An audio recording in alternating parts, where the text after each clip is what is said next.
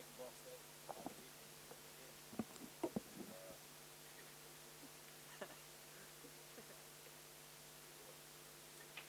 Can I in this green room, can I have something down over there? Yeah, hang on here. Yeah, that's better. Yeah. Let me just send a quick message. Yeah, no worries, man. That's fine. Just send a quick message, mate.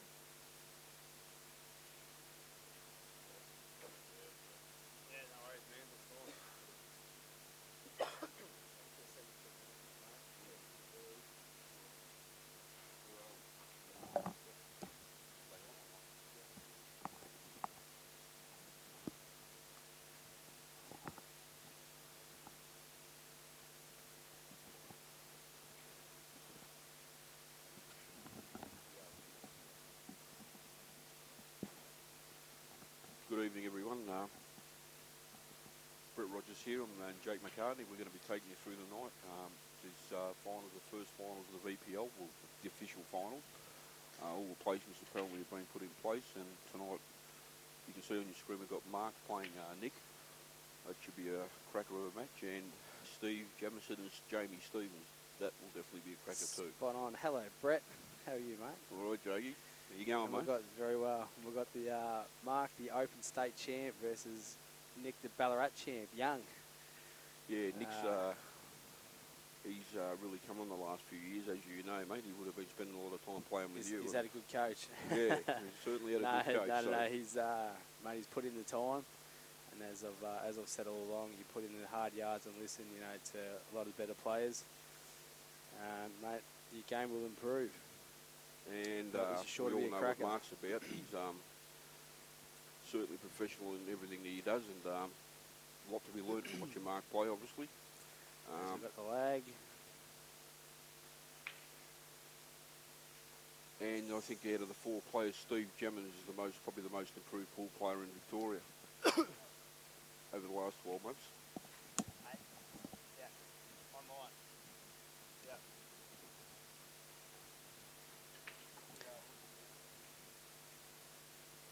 Yeah. And yes, as we were saying, we've got Jamie, the band himself, Stevens, against Stephen. As you just said, mate, I think he is one of the most improved players in the country. I just seen Jamie knock a long putt up the rail, and it's a shot that he sort of gets about 80% of the time, I've noticed in the past, and he hit this ball as clean as anything, so he actually looks like he's probably in pretty good form at the moment. Anyway, here we go. Now, I did speak to Robbo Saturday night. We had presentation night. He did ask with the commentary, he wanted to pick my brain a little bit on shot selections, like from the break. Okay. So I said I'd try and give a bit of input on just the way that I'd go game, you know, if anything was different, or that's the way that he would. Well, I think that's a good idea, Jake. People see how you go about it and your thought process, and can only be beneficial to anyone that's listening. As Robbo's taken res, straight from the get-go, I think he's actually overscrewed it. And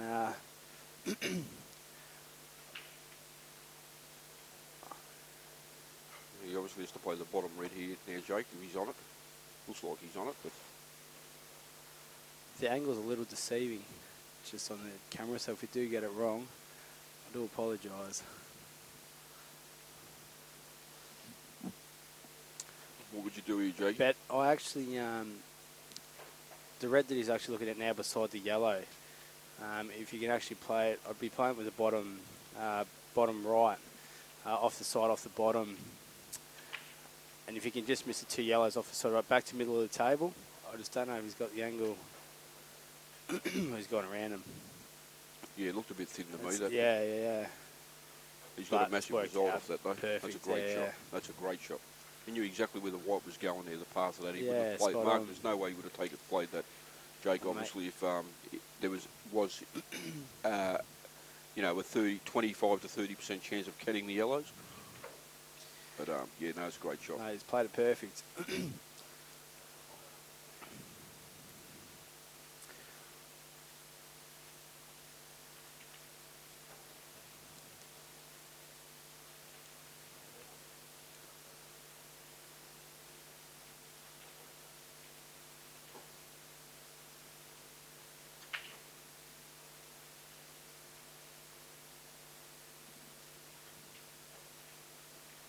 first, Robbo. Good out. Yeah, very good out.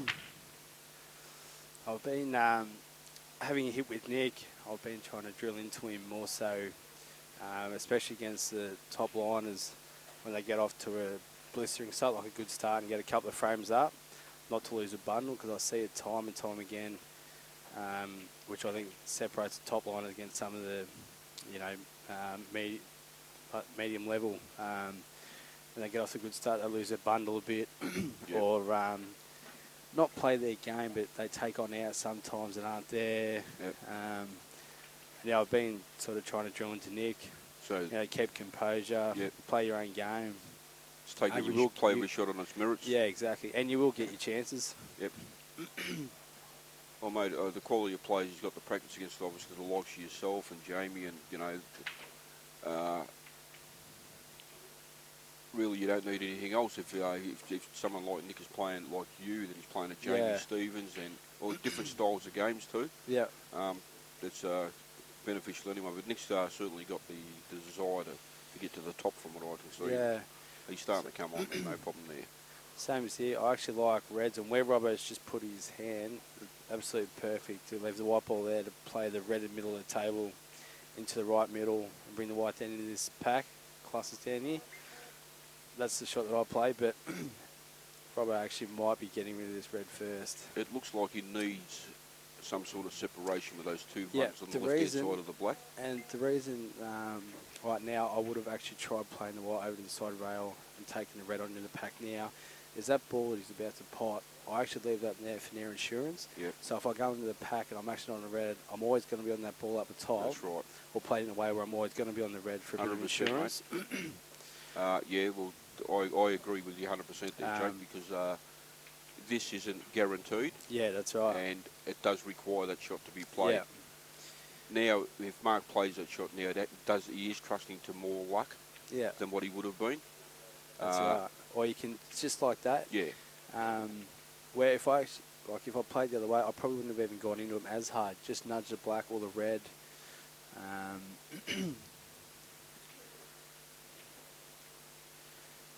Because Robbo was picking me brain. He reckons I play the nothing shot really well when I'm going game. Like I've always... Oh, no doubt about that, mate. Yeah, the nothing shot. So you play every shot well when you go and game, Jake. I'd try and give him a bit of insight on just how I'd go game. But even now... there's a bit of work to be done now, isn't there? He needs another extraction if he's going to go game here. But there is now... You can cut this red in the centre, and I don't mind actually pushing the red up to the middle, where you're going to leave the white stun into it. Bring the... hard up on the red? No, not hard up on the red. Cut this one in and push the red up to the middle. Okay. And you've got the red that is now the white now to the corner. And if you leave the red sort of near the centre pocket, you can leave angle to come down and go in it, extract it. Yep. I just think it's actually overhit it. I don't mind putting that red closer to the middle. And then if you screw off and the white goes up middle of the table, then you can actually play the red that's now the black if you've got angle into the corner and extract it again. Well, exactly what Jake was saying at the start of the frame, leaving that ball at the top, even though that yellow pushed in front of the red that's down here on the left-hand side, there was always going to be problems there. If that didn't happen, and he had no shot, Marc could take the ball in that would have been left in balk and still come down, and only have to play one good shot and he's going to go game. Yeah, that's right. So that's the whole point Jake was making early on in the frame, which is it's percentages. Yeah. So now Marc needs an extraction here.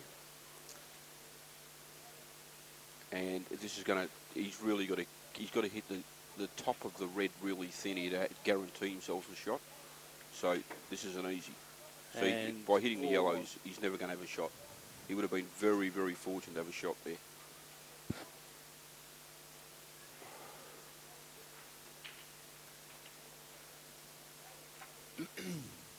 Actually, he may have a shot here. Yeah, he may have actually just leaned on this enough. He's saying that he's still got to get position on the black, so he's got enough angle. He might be able to stun off the side rail back across, but tough shot. Well, from what he's doing, it's definitely on. Yeah. It's 100% on, but not easy.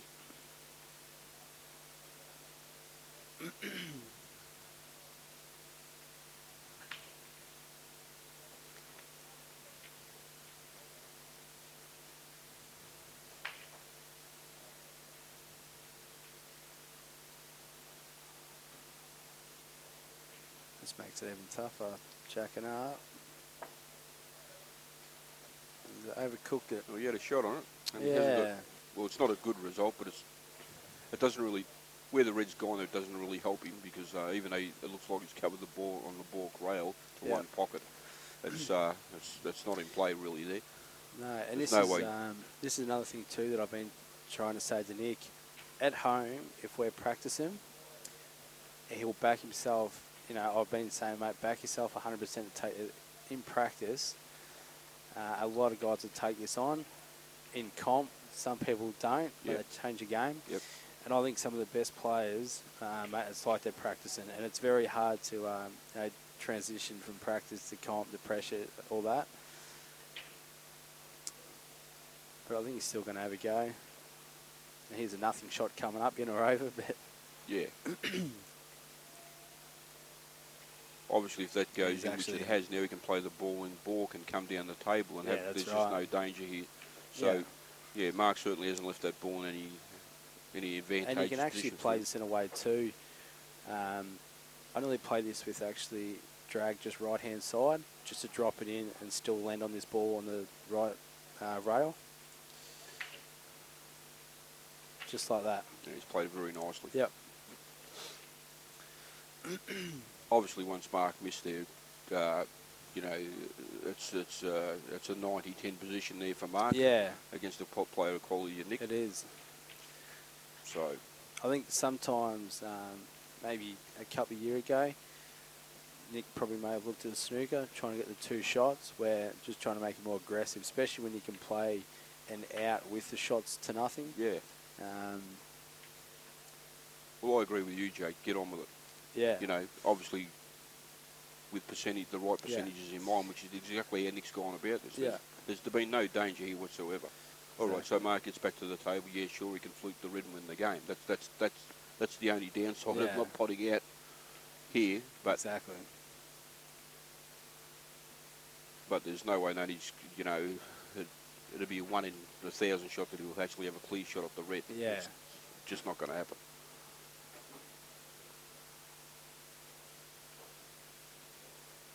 There we go, looking like 1-all. So, good clearance by Nick, this will be.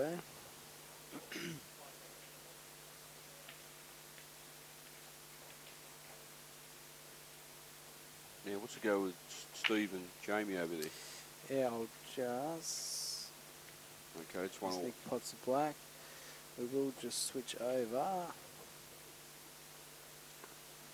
and have a look at Jamie and Jamie Stevens. So I don't know the score.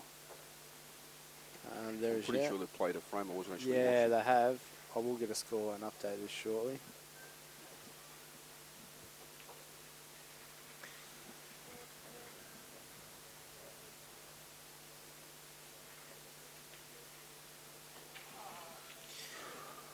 Who broke there? Is that Gemmo? Or was it Jamie? Gemmo. We've got 3-6. Must have been Jamie because it's open table. As we've got young Jamie made his first A team this year, which was a big effort. And as a lot of, as we were saying earlier, probably one of the most improved players, not just in the state, in the country. So looking forward to going away with him. He certainly put the work in. Yeah. Was a very good snooker player apparently back in when he was playing the game, but to make the transition from snooker to this game, you have to put the work in because the features of the game are different, and you have to learn them. You have to learn how to play them. Simple as that. Spot on. I'll just jump back over to Robbo and Nick is.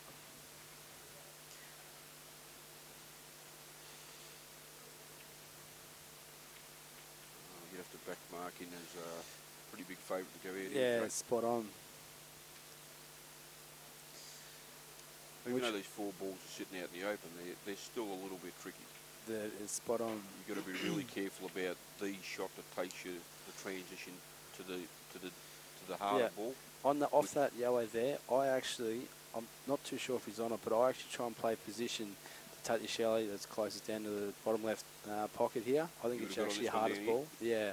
Just come using that angle to come around. Yeah, exactly. Yeah, that's fair enough. Yeah. I actually,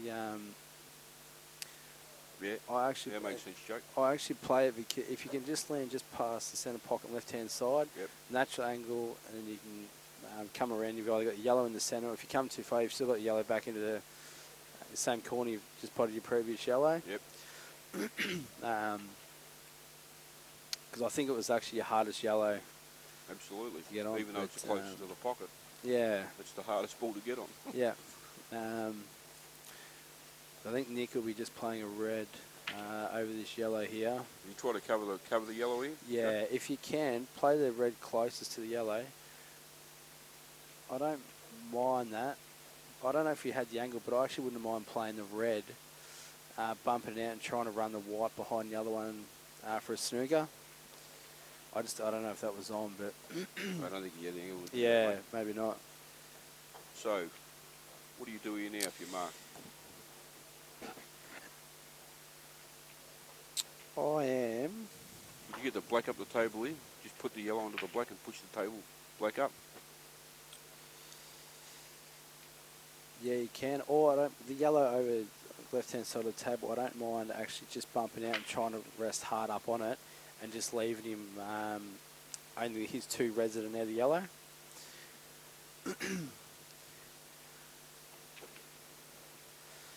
In positions like this too, I actually don't mind trying to smother the black. What if you're Nick? I actually the red that's on the side rail onto the left, I actually play it double the red onto the black. I don't know if you need any side, but rest the white up on the yellow. Yep. Hard up on the yellow if you can, with the black,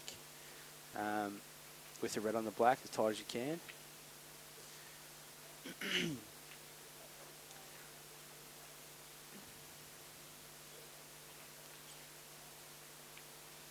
Yeah, obviously the only bloke that can win the game now in one next visit or any visit at the moment is Marc. Yeah. But I don't like if he's got a total there. Like Robbo's only just going to bump off the side rail, and hit the yellow, and there's just no value. Just in my eyes, for that snooker, where I'd rather try and force his hand a bit, double the red onto the black, tie that up, leave him nothing, so he still can't pot out. He's probably going to develop it the next shot, but I'd rather reevaluate then. At least you're doing something. Yeah. Yeah. Where Robbo's pushed the yellow closer. Let's say. So now it's a bit tricky.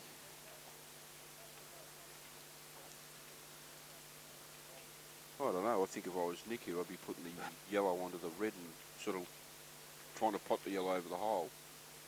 If he can do that, maybe he can't do that, but if he can do that, he has to do something, doesn't he, Jake? He can't just wait for Marc to really lose it. I don't mind actually playing the closest red, the one he's aiming for now, trying to put it on top of the yellow with taking the white up the other end. Okay. We've played a good snooker that's, there, but yeah, that's fine. that's a very good snooker. But yeah, that is.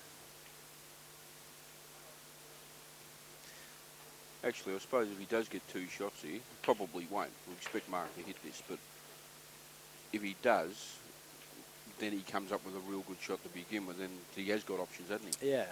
But we don't expect Marc not to hit the yellow. No, so that's exactly right. Quite a good snooker Nick played though. Good touch. Yeah.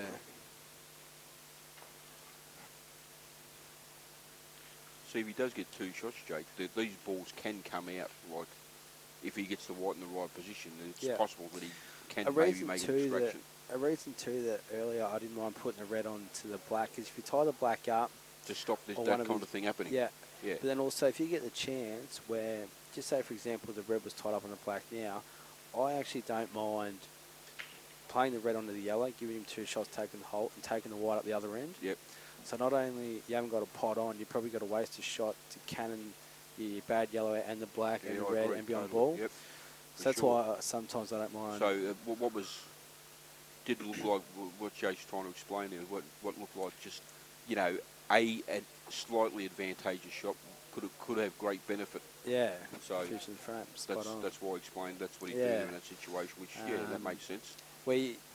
you lay a snooker, which is there's still nothing wrong with that. If you get 2 shots, you still have a big chance to go game. But against someone like Robbo, you're going to have to play, you know, tighter snookers, make him come off minimum sort of 2 rails to do that. So you might be able to play this yellow inside the red here. I think that's what he had in mind, but yeah. now the angle's not as good, is it? No.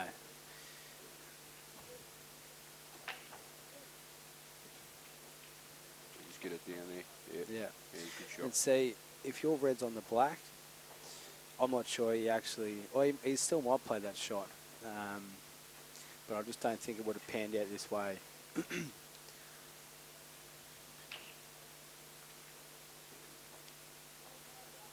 What Nick needs to look for here is gaining any advantage. He obviously can't win the frame at the moment, but just try to gain move his balls into some sort of more beneficial position, and obviously leave Marc off the yellows. But I'm still a bit content. Can you see anything that he can do, Jake? I'm still here actually trying to put the red near the black. I'd rather. I'm actually trying to force Robert to give me 2 shots, extracting the black or killing the black or playing the black down here.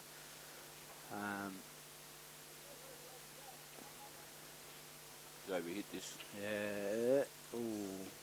I'm still trying to tie. I'm still looking at trying to tie the black up.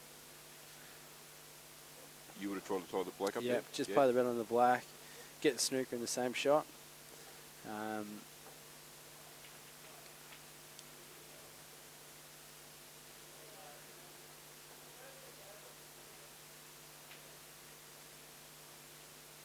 Marc played that well. Yeah, Robbo's played that very well. Perfect. Yeah, you're right. He had to do something with the black, didn't he? Yeah. So even if the white comes down on his bottom rail and you actually get the snooker, Robbo can nearly probably play a red near these yellows where Nick either can't kick him out. No. It's a whole lot tighter. It just makes it more difficult. So yeah, I'd probably look for the snooker, but in the same shot, trying to tie the black up with I think it comes back to what you said earlier on in the frame, Jake. I mean, the shot that you suggested, and then explain why. Yeah. What would happen afterwards? Yeah. It had to be done then. Yeah, exactly. So, you know, like I totally agree with you. Even though the frame looks like it's going to go on for a while. Yeah. Well, you know, when you got playing quality opposition, especially where it can execute shots and think the game, you know, at a higher level. All that stuff's going to be sorted out quickly. That's why I think Jake explained that shot needed to be played when it needed to be played. Spot on. I'll just give you a couple of other match updates. We've got Travis Martin leading Tushar Singh 5-2, Josh Boyle and Fu Lamb 1-all, and Michael Zupa is 3-1 up on Jason Foster, and Paul Pike and Dan Lynch are 1-all. And also we have Peter Butterworth leading Gavin Roberts 2-1, and Craig Stevens and Tim Shelton 2-all.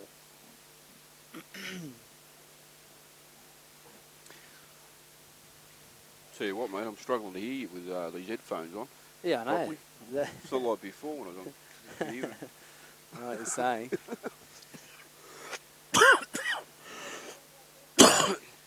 So we've got Jamie, the band one, Stevens. Jamie, the what? The band one. The band one. From his little mishap there, the band one. Mate, I'm not one to throw stones. But I'm going to probably just, I'll use Robbo and Nick's just a bit of a feature match. Because we've got a tactical battle, looks like here.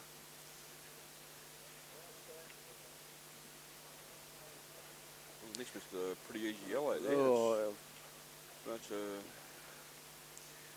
it's a very wish I could rewind. I didn't actually see that ball, but he dropped the head, so it couldn't have been good.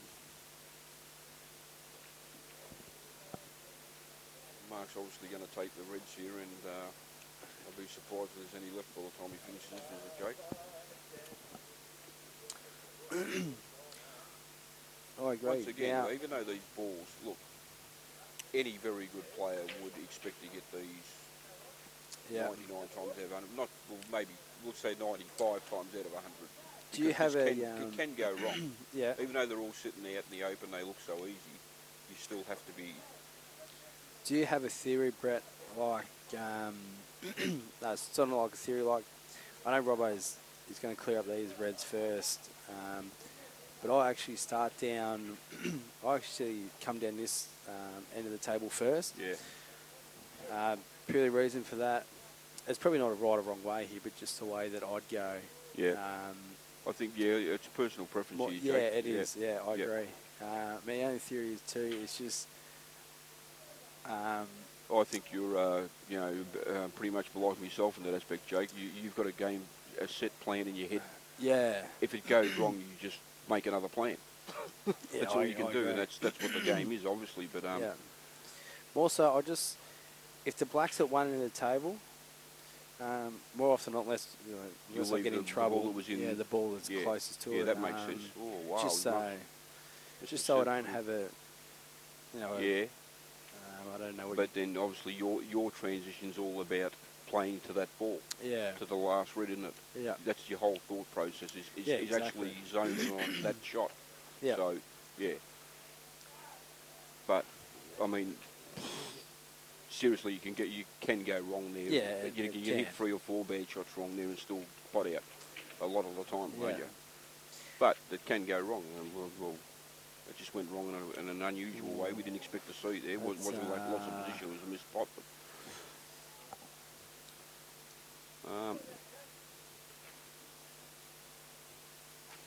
I know one bloke that won't be disappointed about it. No. The bloke that's at the table right now. Exactly right. So I'll still take this ball that's over the hole down here, take it and go back up there.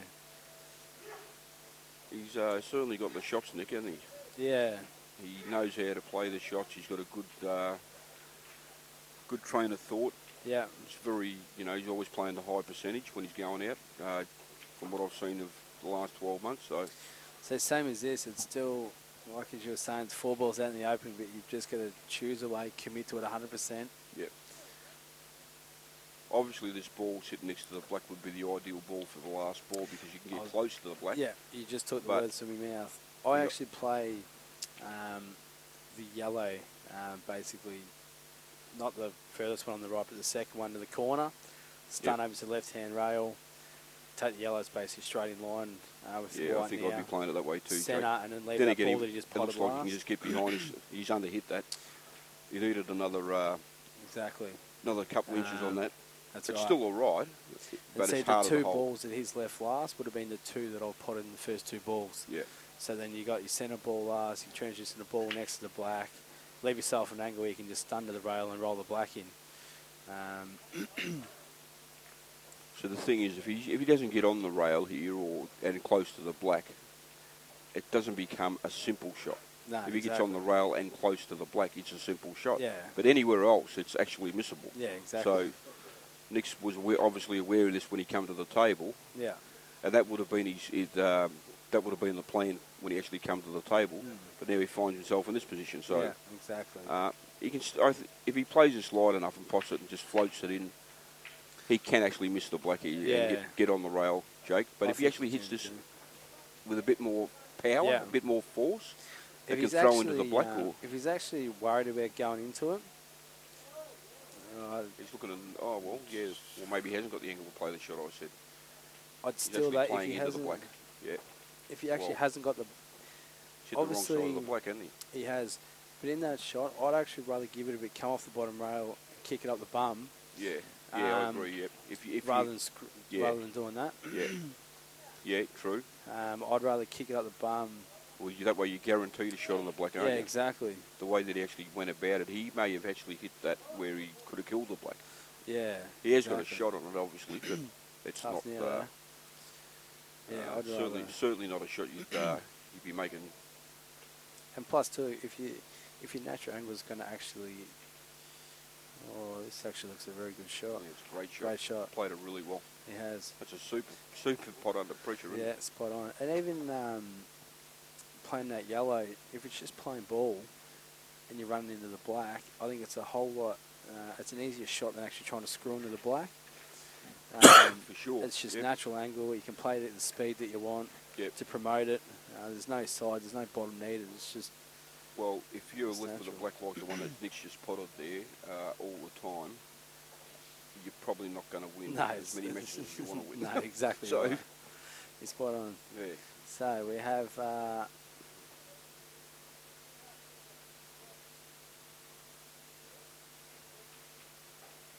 2 all in the box office. They both let that one slip a bit, Yeah. but you won't see that happen very often. I mean, you're going to see it. You're going to see it at all levels. And I don't know anywhere. how many times too I see this when you miss a pot, an easy pot, and you get punished, and then you break and come up dry and get punished again. Yeah. It just happens so often. But in saying that, I think yellows are the balls here. And same again, the way that I go game here is 2 yellows that are down in those cluster of reds. They're black into the corner. I'm actually taking them out now. And I actually play the yellow that's closest to the red on the right, roll through, just cannon the red, because the other yellow I'm going to assume passes red into the bottom left-hand pocket. So you don't have to do anything special.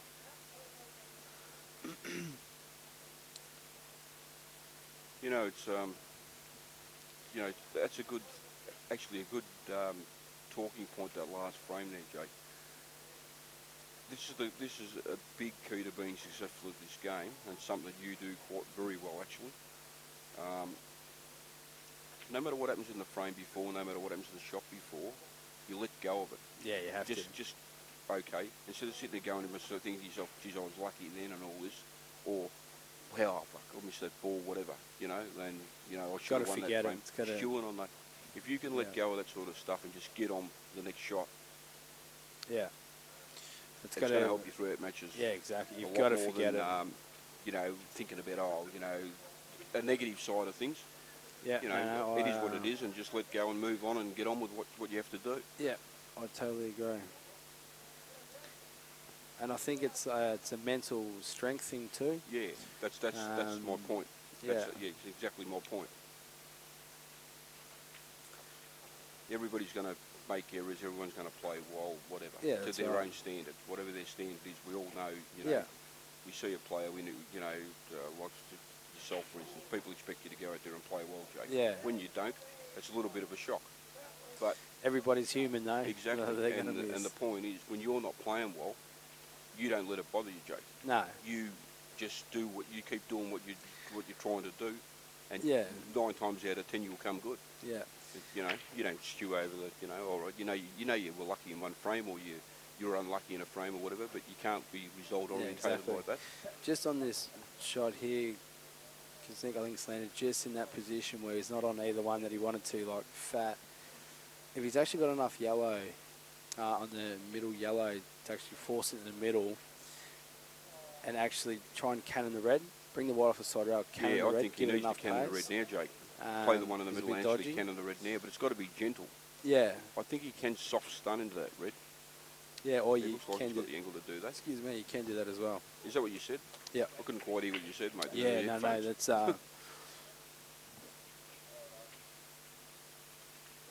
He's gone this way, all right. Well, see, this is... Now he's got to control the shot between the gap, doesn't he? So, I'm just having a coffee fit here. Yeah, spot on. I just hope he hasn't got too much angle. But once again, the ball, this ball that he's on now, it would have been my first ball to go in game. Yep. Are we supposed to be able to hear each other with these headphones on? I don't think we are. Yeah. It's a struggle, isn't it? Yeah, it is. We've got those big ear muff things on, so I'm sitting right beside Brett, and it's pretty hard to hear him. But Nick's played he's played a very good shot though. What do you do, Jake? You just push this through a bit and play a longer break, or you up and down the table? No, mate. Oh, what's he doing here? Screw off it. I've always said I'd rather just have a shot on it. Yep. Like, mate, if he rolls up the table 6 inches, mate, in practice, you'd bang it in, mate, 9 times, and it's a big pocket. He's actually screwing to the side rail as you back out. Yep. Yeah, Beautiful played well. shot. Great shot. He played that really well. He has. The camera angle was a bit deceptive Yeah, here. it is. And, you know, I'm sure that if he was straight, he probably would have just rolled through it. So obviously had more angle than what we Actually, what we just thought. noticed Jamie's bounced out to a 3-0 lead over Steve. He has. That's a good test for Steve there, actually, because Jamie's got a very good all-round game. He's hard to beat even when he's not playing at his best. So Yeah, spot on. So we might just and he looks like he's banging them in all right to me. So if he's potting balls, he gets a lot harder to beat Jamie.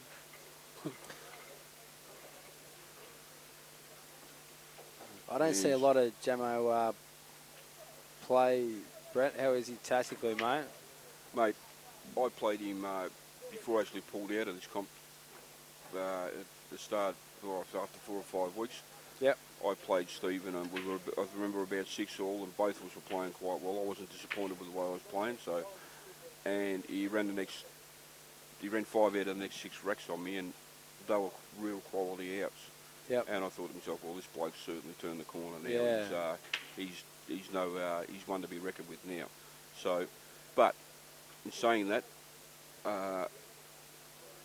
Jamie can just shut you down. So, and that's something that maybe the likes of yourself, you've played with Jamie, you know what he's going to do, Jake. You know that's not going to. But if you're not up to that that awareness of what he's actually trying to do, that could be the difference in this match between the two players here. But Jamo's, as far as potting the balls and making outs and actually knowledge of the game, yep, he's very, I'm very not sure good this now. double's on. Yeah. Yeah, great shot. Played it very well. Yeah, no, he's going to go well at the Nationals, I would imagine. Yeah. I don't think he's the kind of player that he's going to do silly things and let frame slip when he's got him won now. So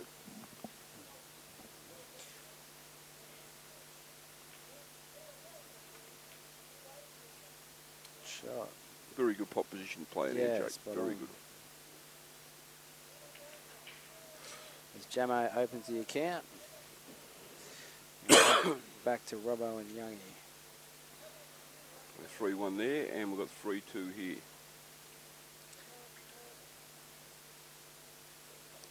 Clacky is back playing too. Mate, he's back playing, playing very well at that. I said to a few boys in Ballarat and a couple of guys there, Melbourne, they said, how was he hitting him? And I had a hit probably earlier this year when he said he was going to be back playing state titles. Cause he's been out of the picture for like 7 years now.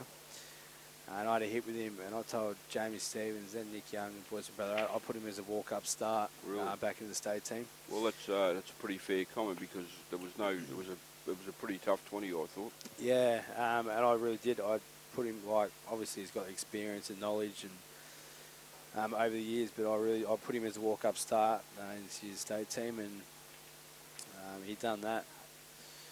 Didn't probably play to his best. What he was capable of, but mate, he played some very good pool over the weekend to make the state team. It was a quality 20. I actually thought it was probably, I haven't played in the last 20 for the last 5 years, but I thought it was actually the hardest 20 that I'd actually seen. I agree with you, 100%, mate. And good to see Nick Howie too actually make the side there. Yeah, spot on. That's anybody that made the state side this year thoroughly deserves their position. Yeah. And like Jake just said, he thinks it's his top 20 he's seen nearly all of them. And from the list that I've seen, I would have to agree with 100%. Yeah, I really thought it was the toughest 20 I've seen. So these blokes like Jamo and Jamo's a newcomer. Nick's been there before, but you've got the likes of, Butters and Gus and, that are missing out. They're missing out and that just goes to show how hard it is. Whereas, they've been two of our quality players over the last few years, obviously, so. And the rest of the field were all good players. I just thought to myself, well, they're all more than capable Yeah, in that all one more frame than capable. pool. I thought to myself, oh, Yeah. I don't know who's going to get in. Obviously, the better name players you would have up there starting favourite. Yeah. You know, but obviously anything that Marc Robertson missed out a couple of last year, wasn't it? He current Australian champion, elected to play in the playoffs and didn't qualify. Exactly. So, and this year's list was actually stronger. Yeah. So. Got a lot of depth in Victoria. Yeah, no, we've got. We could probably send two. There's no shortage of that. No, we could probably nearly send two A-grade teams from Victoria Nationals. Mate, I see the rest of Australia has to get together to actually beat us at national level, so maybe there, Rusty. Now, I was just about to comment on that before he played it. With the with where Robbo had that, I actually play the red. I know Robbo's just tried dropping that in, but the red over the middle, I actually bring the white out a bit more and cut it down and bring the white right over the other side of the table. What, the pot on the red? Yeah, that red that you just missed, but the ball before, the red in the middle, I actually pot it and bring the white out. I bring the white out a bit further, only because of that reason. Yep. Naturally played across with the white on the rail. Yep. It cuts off any of that. Like, if Nick pots that, he probably wins the frame. Yeah. But I just back myself to cut it down, bring the white across the table naturally. Yep. So you play a harder pot on the red.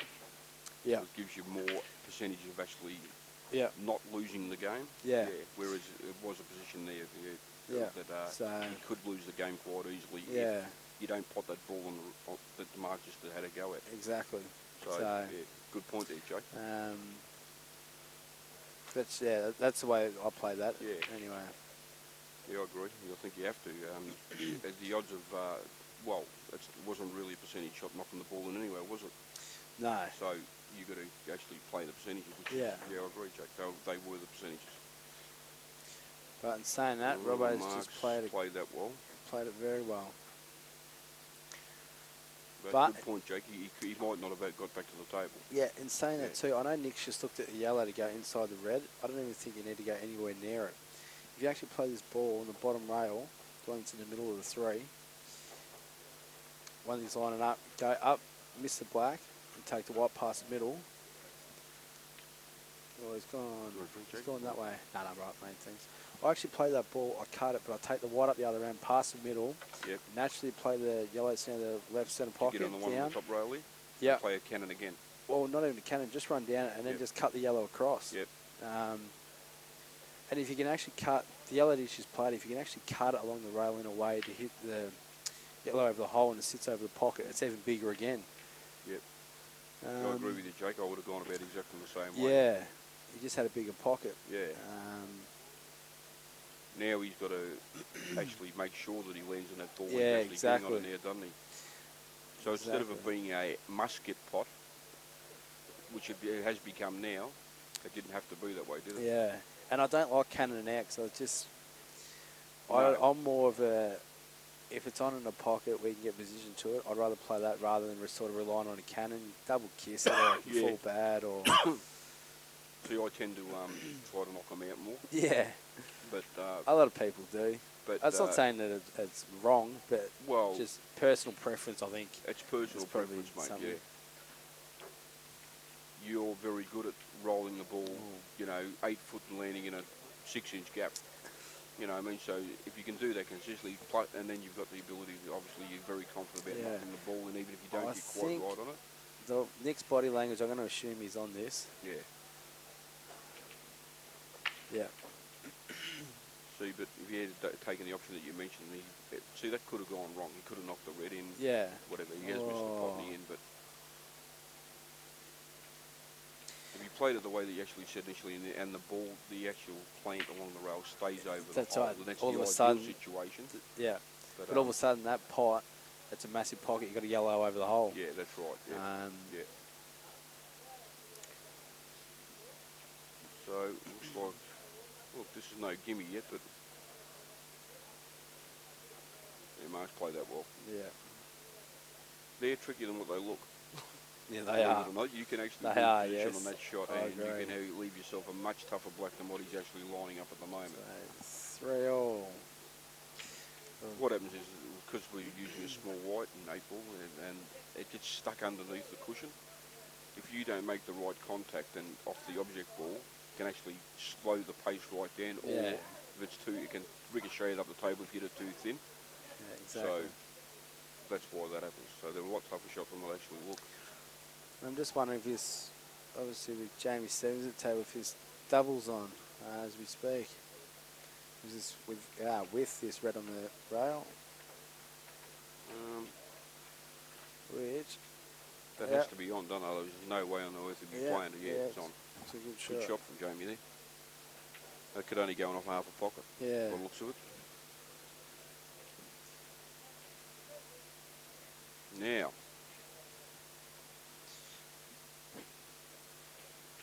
I think he needs to actually screw into one of the yellows here, Jake. Yep. Hit quarter with ball the on one angle, of the yellows. You can play that, or I actually don't mind trying to overcut it, miss the yellows, and come between the black. Yeah. Oh. Miscue. Yeah, I don't know about that shot. A full I don't think the handbag angle was quite there for that, mate. No, maybe not. So that probably was a shot. Right. I would have been playing the quarter ball. Yeah, I think that's right shot.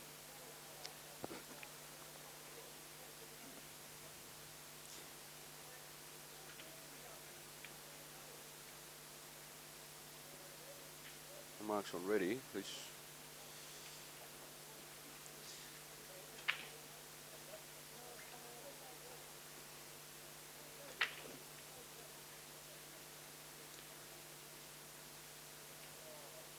You know what'll be a great scenario if you can actually pot the red that's in between the black and the yellow, and just chip the yellow slightly and leave himself a half ball pot onto the red into the middle pocket. He can screw into the one on the rail off that. Yeah. That makes the out very simple. It's going to come back a bit far, isn't he, for the shot that I was going to play. I don't think he's hit it hard enough. I think he was trying to clear the yellow completely. It's pulled up short. He can still screw into the one on the rail. The reason why I said I'd go about it like that, that's how I would have actually played it, because as long as I make contact on the red on the rail, I'm definitely on the ball over the centre hole. So do you drop this one? I still screw into the red on the rail, Jake. Do you? Yeah. Okay. I think that's the right percentage. Just get those balls moving a bit. Yeah, okay. So I drop this in with the right middle of the table. For me, that's a shot. Yeah, okay. Yeah. Which is nothing wrong with that, don't get me wrong. But I actually dropped that in. And the outside red that was on the rail, so the one that is just cannon, but if the white's in the middle of the table, then pot that and screw into the one it. Yep. But also play it in a way where you can bounce it off, but the white stays up that end, so you can pot the red in the middle and run through and just cannon the yellow onto the red. Yeah. You've promoted dead ball, and also you've got position just to run through the red on the right-hand side of the table to get your cannon to get rid of your bad ball. But I think playing it, all right, but the pot becomes a lot harder by just even rolling in. It would have been like a half ball pot. You know what I mean, Jake? The ball down the rail. rail. Sort of like at that angle. Yeah. So the pot becomes tougher, I think, the way that you mentioned. But I agree with the sense that you've got complete control where the balls go afterwards. Yeah. That's a confidence thing, I suppose. Yeah. Yeah.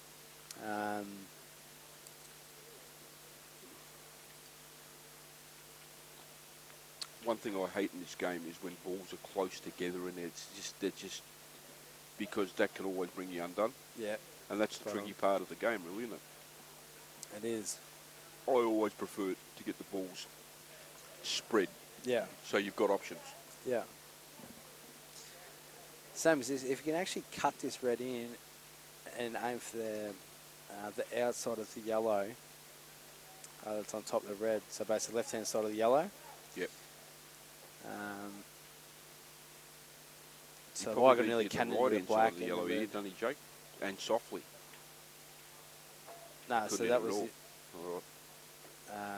He's he obviously actually missed did play the cannon there, so he must have been able to play it. There's no way Marc could just play that shot, would he? I think he thought the cannon was on, or it might have Yeah. been on because he has hit that pretty thick. He He probably probably could have hit- actually maybe- overcut it. Yeah, he's hit it a bit thick, He's hit maybe. it a bit too thick.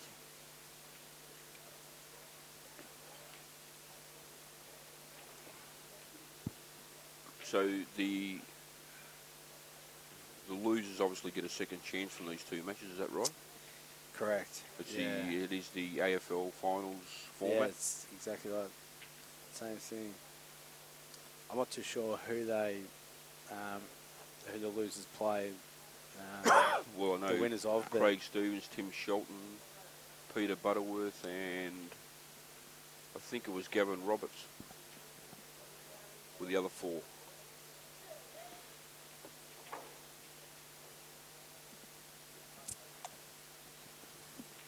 I think Robbo was just coming off a yellow here, slightly red towards the middle pocket. No. Try to go along. No, that. Now, probably the ultimate question, is that yellow one, does it go in under the red? Yeah. Yep. Actually, I don't think Marc would have played that shot if it did, to be honest, Jake. I think there was too much that's trust a in the fair luck of call. that shot. Yeah, so yeah. Not that he hasn't got a great deal of options here, but he didn't have a great deal of options. If but that yellow, well, obviously the yellow's not on. I'm pretty sure Nick would have already been down on this shot on the road if that yellow Yeah. was on. So, yeah. So do you actually have a go here, or do you play, do you cover up? I'd be having a go. Yep. But it's obviously not a...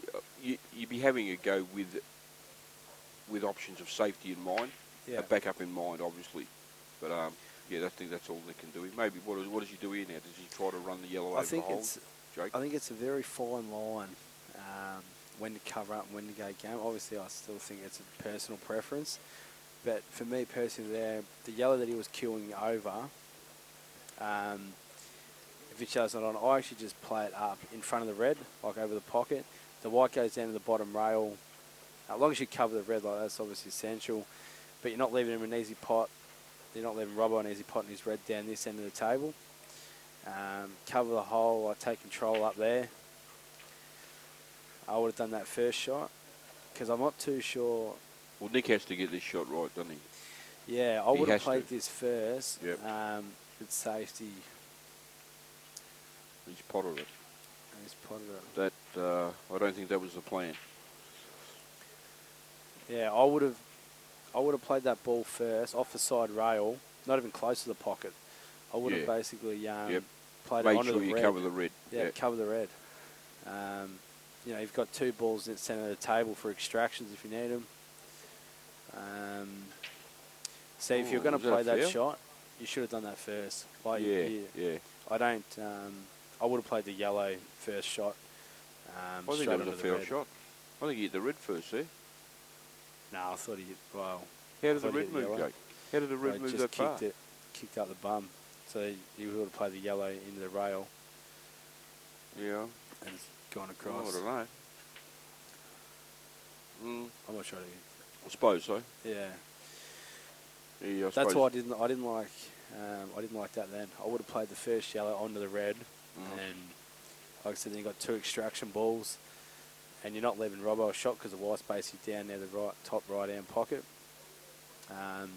But in saying that, this is not an easy shot if Robbo wants to take it on. But At the same time, Marc could probably get through this enough to leave him off the ball in the centre yeah, pocket anyway, you just can't took he? the words from my mouth. Yeah. You can play it in a way, but it's a confidence thing.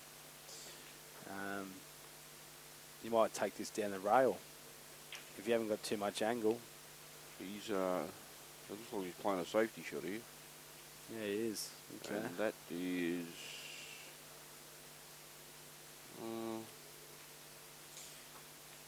actually, I suppose if he does actually sit on the yellow there, he leaves. It makes it very hard for... What do you Nick. play here, mate? I think I just chip the yellow on the top rail here just softly and hold the white on the rail as much as I can If the yellow and doesn't let go Marc in, take the long pot on. do you play that if the yellow is Bottom if it left-hand doesn't side. go if Bottom the, left-hand side, just soft Yeah. stun. if the yellow doesn't go in to the left centre, do you still play that shot? If the yellow If doesn't, the yellow doesn't go in, My shot here, this is just, like I What said, if it what I goes in, you play. mean? Or it doesn't go in? Hard to hear, but... No, you're right. My shot here, I actually play... Well, that's... the only reason... my safety shot there, obviously didn't want to pot it, but I actually, where the yellow was, I play about quarter ball, and I bring the white off the... I know this is probably going to be pretty hard to follow, but I play the white with a lot of right-hand side off the bottom rail, off the right-hand side rail, the back figure down eight, this so end to of the... speak. yeah, basically figure eight, down to this bottom rail, Yeah, or maybe not the bottom rail, maybe somewhere closer to the jaw, yeah. but the yellow I'm trying to put on the red or in front of the red in the centre pocket. Okay. Okay, so I'm actually doubling half a table Yeah. with the white was thin. Yeah, well, that's a good shot, yeah. The white somewhere down to the bottom left pocket. Yeah. Maybe the side rail more often, but The only problem more with so that shot, Jake, trying if to... you don't cover the red in the middle Well, of the table, obviously, it's you're spot on. Marc has got a tough shot on the red in the other middle pocket. That's yeah, that's well, the only danger. But if you actually get the yellow right, if you double the red down into the cluster of the red, if you get it right, you can actually, you can nearly sort of play, you can play a snooker. Well, no, snooker's not the right word. You can base where the white is, you can leave Robbo, that is like, I'm going to throw the handbag at it. I'd actually love to know what he played for there. It was, I think it may be I don't know. Actually, the marker Sure. wasn't on, was it? So, But just It back to probably my was that shot pocket. and the double that I said with the yellow, I'm really concentrating on getting the yellow near the red. yeah. If you get the pace right, I think you get the white right off the double. Cover Yeah. his red, and you're leaving. If you leave him on the red that was near the black in the right middle, he's got too much angle. Like, Yeah. but anyway, this requires I was very playing good the shot killing that you angle. mentioned, obviously the pot, and it doesn't matter if he's anywhere near, get in anywhere near the top rail, it's a hard pot, so. All right. Yeah, that's right. Yeah, So, so I can definitely see the advantage in the shot that you Yeah. mentioned there. Instead of just it's like an instead of advanced just safety. leaving Marc a long pot that he has to get. Yeah, And the shot that I mentioned, to the shot that you mentioned, yeah, you got two-way action sort of thing. yeah. The one yeah. that I mentioned, if Marc knocks in the long pot, he wins. Yeah, that's Yeah, right. so, yeah.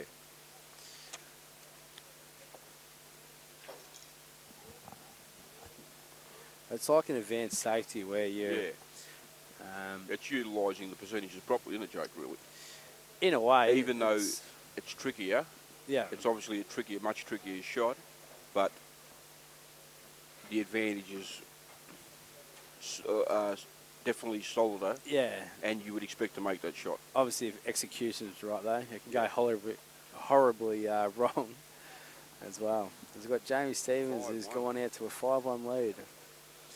On the way down here, I travelled down with Jamie, and obviously he's got a few things happening at the minute, and he's taking some time away from pool. But the care factor for him is probably not super.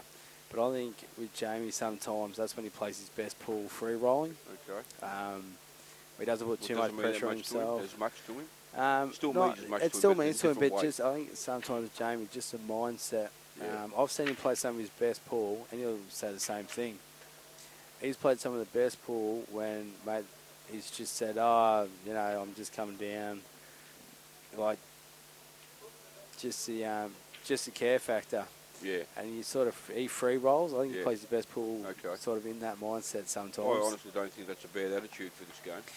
No, it's it's not not. so much a lack of care. It's more, probably instead of being more Right. result orientated, so to speak, and the pressure of having to win or Yeah. losing. If you can take that off yourself and realise that, hang on a minute, this is we can all win and lose to anybody that can hold a cue in this game. Obviously over 11 frames, first to 11, the percentages change. Yeah. But generally overall, and I mean, you and Ben are freaks at it, mate, and you really are. And I really admire the fact that you blokes seem to always be there in the short distance tournaments. for whatever reason, you just keep getting into the final, winning, making finals, semis at worst. It's hard going. It takes something to actually play best of fives day in, day out, and keep beating opponents, quality opponents. It actually says a lot. Yeah. This distance here, yes, obviously the better players, you would expect to see them at the top of the tree. You know, just that's all percentages. But I tend to try to think, well, hang on a minute, it doesn't matter what happened there, it's not the end of the world, but I want to win. Yeah. If you know what I mean, Jake? I don't know if that's the way you it go is. about it, so to speak, too, my and just get on and do what you do. My theory... It hurts when we lose, obviously. Everybody, it hurts everybody. But of course. My theory in pool, which I've told a few people, like I've said to Nick, I treat, and this is any race, like whether it's race to like 3, 11, 21, I never worry about the score, like in any race. The score, it doesn't even, I don't even take into account. That's getting in the moment, isn't it? I take one frame at a time. Yep. One frame at a time. And when I play somebody, my theory is that if I get a shot, and it doesn't matter how much trouble I'm in, whether I'm snooking, I've got to come off 3 rails, 4 rails, or I've got to mass that, but if I get a shot that frame and I'll lose, I'll put that down to my error. Now that might sound pretty harsh because you can bring, some people say it's luck. I think it's a pretty good way to look at it. But that's how I look at any race I play, any one framer. If you give me a shot and I'll lose, I'll blame yourself. Like then I want to go back and watch it. I want to find a better option. Well, I can't think of a better attitude than that, Jake, to be honest. And that's the way really I treat. That's how I treat the game. Your game to the match. And like I said, I don't worry about the score because you've seen people do it. Like you might get off to a good lead and then you might get a bit lazy, or some people might throw in the towel, you know, when you're 4-0 down, race 7 or 9 or 11. So I never worry about the score. Anything I do is just one frame. 7 balls in a black is basically how I look at it. There, Jake, and there's something to learn from that for anybody who's listening at the moment, and anybody listening at any time, actually. What Jake's probably trying to explain there, and what he's actually saying is you can't do nothing about the luck. You can't do anything about what your opponent's doing. You can't control these things. All you can do is control yourself. So what he's doing, he's actually looking at only himself. Forget about what actually happens in the way. If you don't get a shot, you've done, and even that you haven't done anything wrong there. But if you do get a shot, what Jake's obviously explaining is he's done something wrong because he's had an opportunity. So he's only looking at himself. And that's I think that's the best attitude you can have, mate, to be honest. It is. In saying that, I don't know, Nick didn't look too happy playing that shot. I think he's perfect. Just to take the yellows into the black spot. You wanted to be slightly to the right of the table just a bit more, Jake. Okay. To control the cannon onto the next yellow, the top yellow. Yeah, I reckon if he actually... That's what he had in mind, I'm pretty sure. Yeah. I still reckon you play it and you're trying to just like... Oh, he's gone the other way. Well, now he's going this way because... Yeah, I'll go the other way here. He's trying to get behind it. What's going on here? Oh, actually, I've worked it out. Off the red. Yeah, but I think he wanted to land straighter so he could just roll through. Yeah. Which actually, I didn't even see Still that. Not bad though, is it? Can he hold the white though? Can he dolly this in and hold the white? But dollying it, you chance to miss it, aren't you? Yeah. That's tough. I think you can just roll it in and be fine, don't you? You'll pot it off the red. I think you can. Can you actually, if you've got too much angle, can you actually give it a bit and go like across table? Across table? Like play it off the red. Give it a bit, just exactly like what you said, Jake. Yeah, that's perfect. Spot Great on, shot. Mate. Spot on. Great shot. Yep.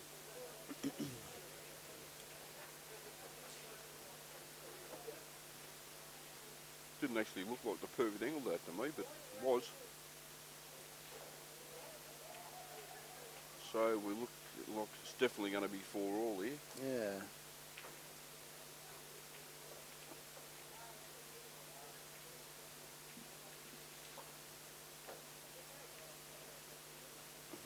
Yeah, it's you and Benny, mate. You certainly keep making finals in the shorter race tournaments where there's a lot of competitors and a lot of quality competitors. So Yeah, I'm not 100% sure what Benny's sort of. I'm sure he's similar when it comes to the race cycles. Mate, I know some races that I've actually played in. Mate, I've had to ask halfway through what the score is. Yeah. I just haven't taken into account anything. Okay. Mate. It's just one frame at a time. yep, just playing. You're into the game. Or I've got the score wrong, like what I thought it was to what it actually is. Like I've just Okay. got wrong. I really just don't take the score into account. But saying that, as Jamo, he's got to play very good cannon. I tell you what, I am a little bit keen to be watching the Nationals this year on CueballTV. Yep. I won't be there obviously, but I'll be certainly looking because I think it's going to be quite an entertaining Nationals this year. So do I. The men's and the women's game, I've looked at the teams and they're all quality sides, so it's going to be No, I agree. pretty exciting pool up, and I'd say. I agree. I'm not gonna crow early, but I think it'll be Victorian, New South Wales final in the men's. And I know one thing, I'm out for revenge after last year. Yeah, it was a bit.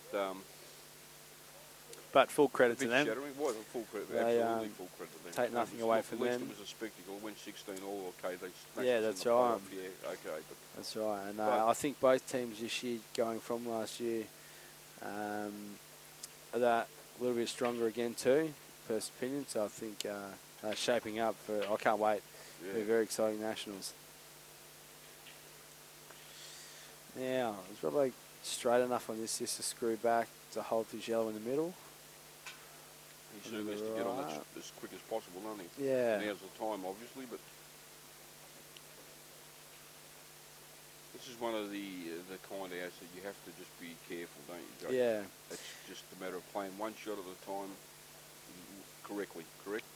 Without, there's no real, there isn't any real room for error here. I mean, No. obviously you can land up where Steve's landed now and still go out.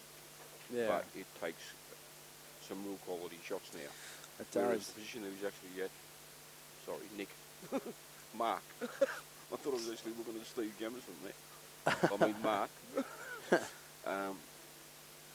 position that he had when he actually came to the table there was just about being correct and careful. Yeah. Now it's going to take some doing. Because this is what you end up with if you're not correct and careful. Yeah, that's exactly right. Maybe able to cut this yellow into the middle.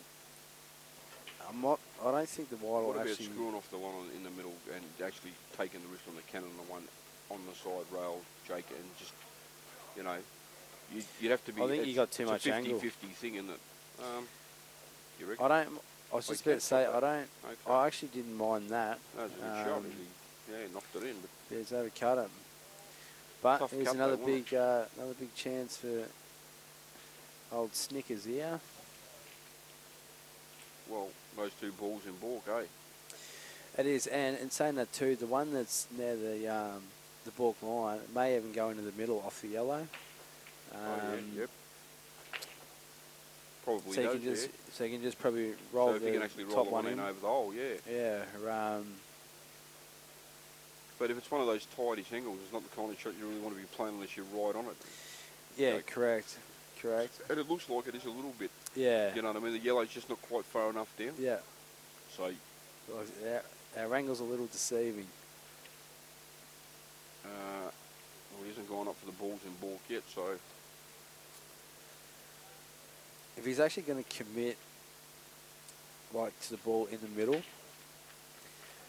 or he isn't, like, just say he's not, he wants to take it in the corner, I'll actually take the one down the rail now, knock it in, screw off it like off, go across table, just have the white sort of somewhere middle of the table, and then you got options sort of down this end as well. You might have an option of 3 reds.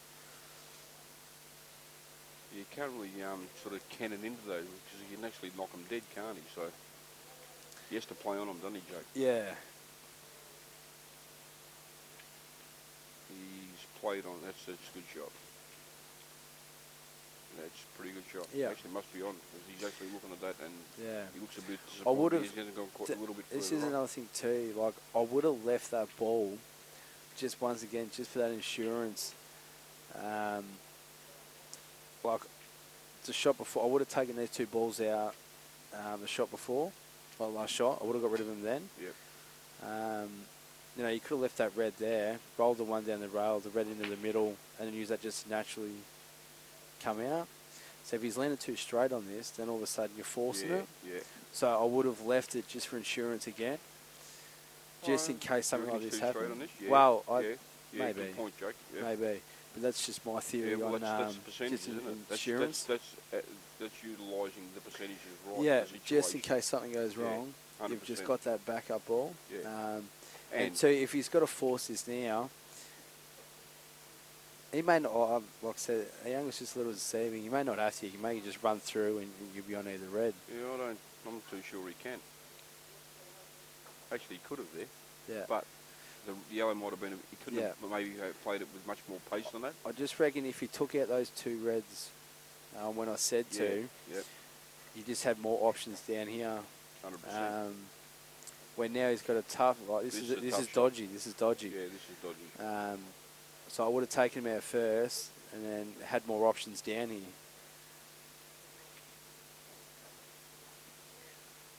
This is a pretty tricky shot, mate. You've got to screw off this with side. Or, if not, you can actually play it with top, come across to this side and you've got the red either in the left middle or up the top. See, that's the problem. So Playing that's, it like that. I find, and I actually think if I looked at it and I had younger, I would have played it with top Yeah, and run across. and come across. You had Yeah, the red up the top left-hand pocket or in the middle. The percentage of potting the ball is a lot higher. Yeah, Yeah. if you're actually rolling through, Yeah, yeah, you're good exactly point. right. The percentages are higher. Yep. Where playing that shot, mate, I reckon that's one of the toughest shots in the game. It is. To It is. just stun out that soft screw. Yep, definitely. On that angle, yep. And some people too, they do get caught up when they see a red. It's like nearly tunnel vision, where I don't even know if Nick actually even seen that as an option. Yeah. And he's just sort of red in the corner, pot this, stun out. Yeah, you're probably right. Where- Mate. He probably would have played it that way if he... Yeah, if you actually knew, Yeah. just know he didn't need to play, Yep. didn't need no bottom, side, anything. Could just naturally played in the white goes, with the angle naturally goes behind the red, and you've got two options. Another reason I play that too, just say you miss it, and the white goes that side of the table. Yeah. You're a You're chance still to get not- out of it. Well, you're still not leaving Robbo and he's the opener. Yeah. Where if you leave the white in the middle of the table, And I agree with you, mate. That is Pretty one of the much, toughest shots in the game, the one he got yeah. to play, without any doubt. if you leave the white in the middle of the table for anywhere, you give it more options. So.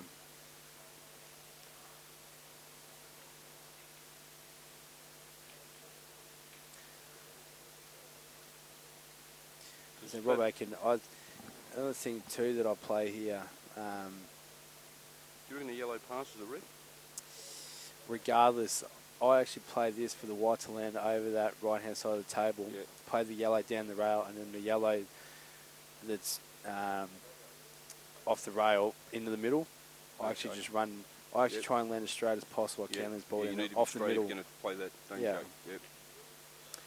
That's backing yourself, though. See, a lot of people would actually look, I'll pot this now, or I'll try to just run the other one down the rail and simply Yeah. on the yellow. That's a good option too.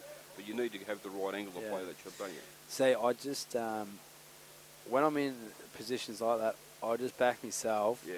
Just every time. Yeah, but I'll just. we know that, Jake, but everyone's not you, mate. No, I know. But, mate, don't worry. I was at a stage where it wasn't that. And, mate, I just, like... But, look, that's...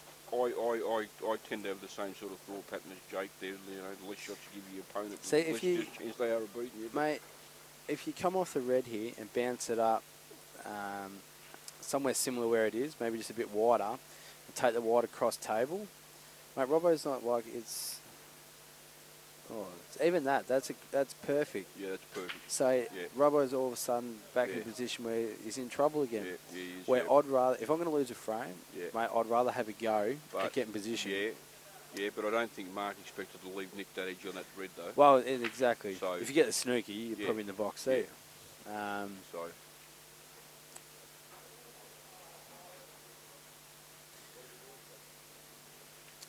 And Robin might be able to lay a snooky here. I tell you, I don't know what you find, Jake, but I find these tables from table to table tricky here in this venue. Have you? Does that come into? Does that come into your side at all when you're playing? Really? As in table? Yeah. If you're playing on tables that actually react different, right? As paces are different, this and that. I think one of his strengths, and Jamie said it was really good. I can adapt pretty quick Straight away. to table. Like it takes me very split second. So if a table is, let's say, yeah, I understand what you're saying, Jake, but yeah, okay, no, I don't need to say what I was about to say. Adapting pretty quick says it all, doesn't Yeah. it? Yeah, it does. And it's funny because I had a conversation with Nick today actually at work because he was saying something about balls down the rails here.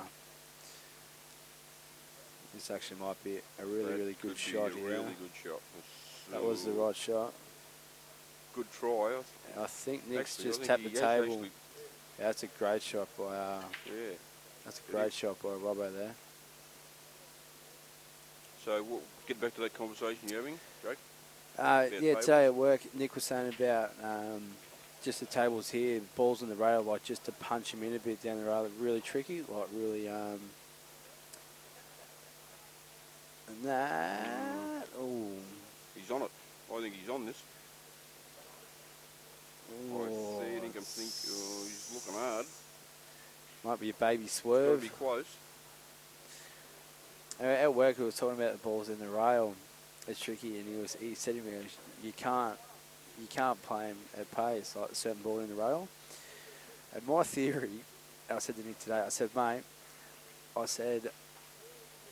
I've never seen a pool table, like something like we've used for state titles or at nationals. I said, I've never seen a pool table where it's probably the hardest shot in the game, but a ball in a rail where you can't knock it in, like it's impossible. I've never seen a pool table do it. Yep. I said, mate, you've got to hit it like pristine, like absolutely I'm with you perfect. on that one, Jake.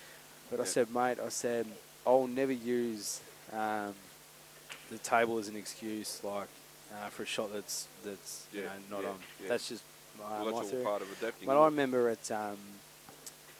2000 and I think it was maybe 9 or 10 when the Nationals were in Adelaide, and in the team's final, what to say, Nick goes with his baby swerve or too much, but fairly big swerve actually in the end. yeah. So Robert can actually play a really tight snooky, bump the closest yellow off the rail and leave the white there, cuts off all your angles. Yeah. So you can't go across table, you can't go up and down. So you play the closest one or the one that's on the rail? Just The closest one that's onto the rail. Bump it off, leave the white on the rail. Gently. Yep. Then you've got to barricade it too. Yep. Yeah. You can't go across table. You can't go up and down. Yep. And it's got to be a pretty bad shot not to actually get the snooker on. Yeah. So yeah. These things you got to look at. What is the percentage of the shot when you're playing shots? Even though this is relatively simple snooker. But yeah. A lot of players too, right? They just want to get the snooker, but they don't look at cutting off all the angles. All the angles, yeah. Where it's a lot harder, like for anyone. Yeah. It's if you're coming off more than one rail. Yeah, 100%, mate. Yeah, there's certainly a difference between safety and quality safety, isn't it? Yeah, exactly. It's like an advanced safety. Like safety and attacking safety. Yeah. Obviously, an attacking safety shot's more beneficial. It's got to be more beneficial than just a safety shot. Yeah. See, that's probably, there's nothing wrong with that. As long as he can't go across table, like off 3 rails, like basically off the side, off the bottom, off the side near the red, he has to go off the bottom side here, doesn't he? Yeah. I think he's got to try and pot this, doesn't he? Actually, if he actually hits the ball, he's still well in the game, isn't he? Now, where he is too, up there in the table, I know it's a hard shot, but you can come off 2 rails off the top rail, off the side. Nameplate with a bit of side. Yeah. Yeah. That's the shot that I was. And this is a shot too I showed Nick at home, and he's actually improved a lot of these. So I will back him in here to hit this if he plays it. It's all about the control of the side, isn't it, Jake? Yeah, exactly. Yeah.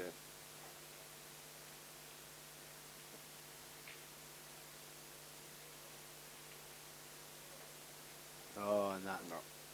No way. Hasn't got the worst result. Nick, you've let me that down, doesn't go son. off. That would It's have been gone off. not the worst result. No, not the worst. Still not favourite, but... What do you do here, Jackie? Do you try to dismount these balls, or you just pop this ball, Nah, mate. get in position, and I roll the... Roll through it? Yeah, where he had the white, Yep. I just roll it in, mate. I come down. You can double the ball over to the corner pocket, kick the one out middle of the table, like just up the middle. Hey, mate, you can even try and... Yeah, I just roll it in and play a double and extract the other one here. Yep. There's no need for an extraction, not off this shot.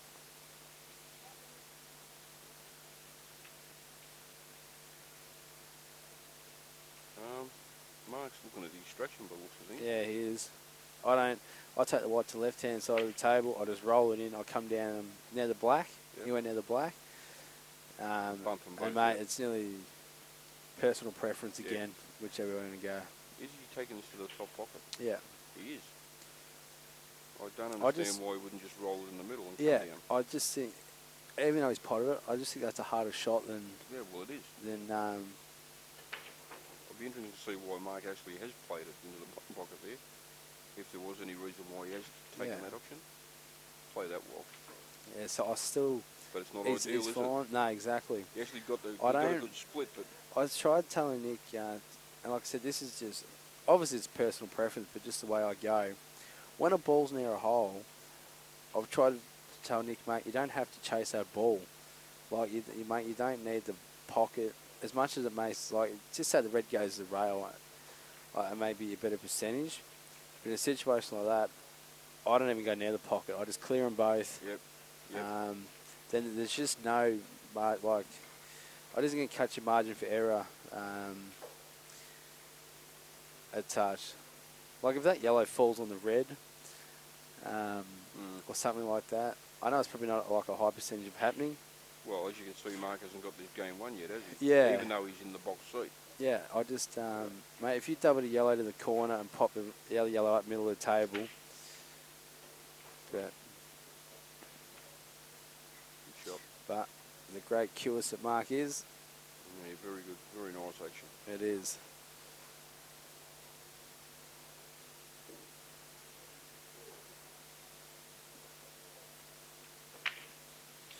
Hit that in nicely.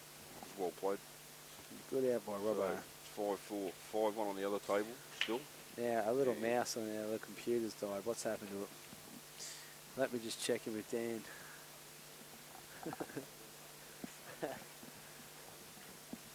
I've just got to go and hunt down Dan, mate, because we've lost our mouse. It's over there, mate.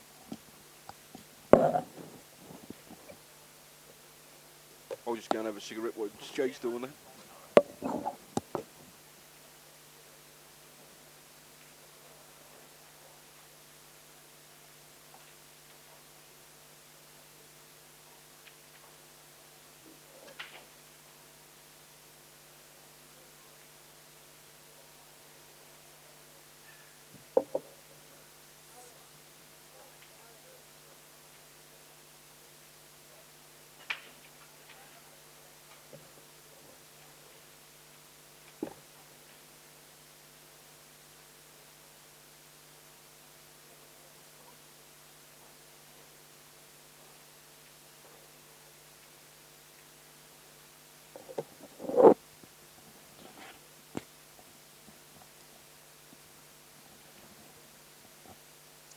I'm back, but I've just lost Brett, just for a brief moment.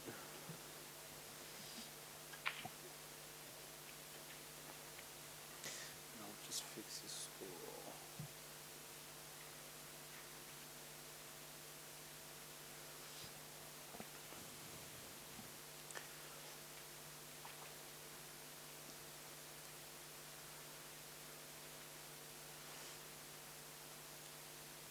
Now, if I'm actually playing this Red Bush Rubber, because this is a little tricky, I'm either playing rolling through in this middle, just to leave the white on the side rail to run his red on the rail straight down. then playing the red up to the top left-hand corner, and then his last red into the middle next to the black. Or you can just stun out to take the middle red between those three, which is, as long as he hasn't overplayed it, that's perfect.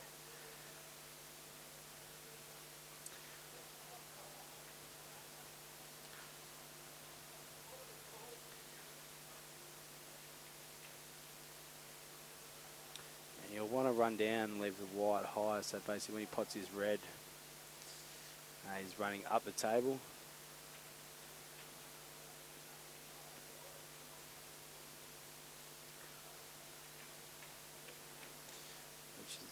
Absolutely perfect.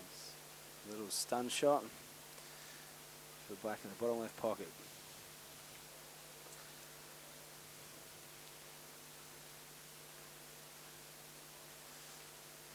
Good out by Robbo.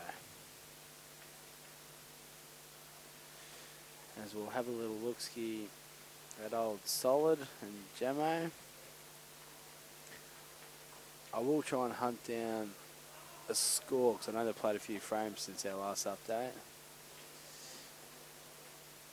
As Jamie's overscrewed the ball and fallen in no man's land.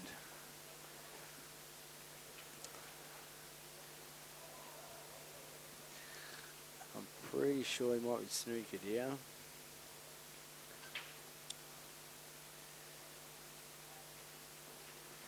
And it's actually not even that easy to get out of here. Maybe come off the side rail.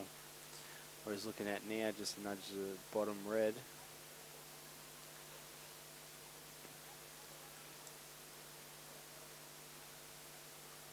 Which, no harm done. I'll flick back to Robbo and Nick. Which Robbo's obviously broke and potted it a yellow, and I'm going to assume we'll take red.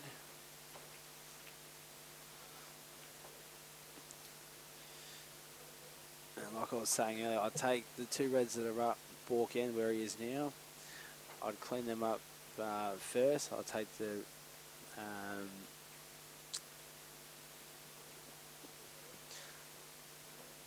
red that's to the right of the table. 8-1. I've just had a score update from Dan, and Jamie Stevens actually 8-1 up on Steve Jamieson. He's obviously flying the old Solid as a rock. As Robbo's bringing the white down this end of the table, I actually would have kept the white up there just to clear that red that's down there.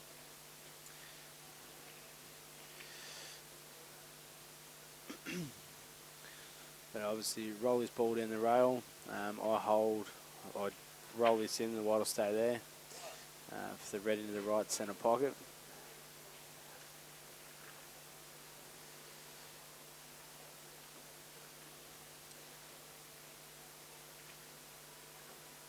And I actually, now that he's gone this way, I actually probably leave that red that's up there till last now. I'll leave that as my position ball for the black, but Robbo's going to go another way.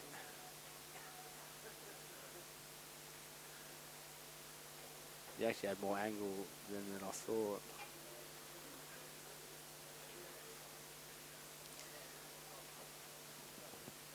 You can actually play this with top right and come off the bottom rail over to underneath that yellow to the right of the table, and bring the white facing back down the middle of the table.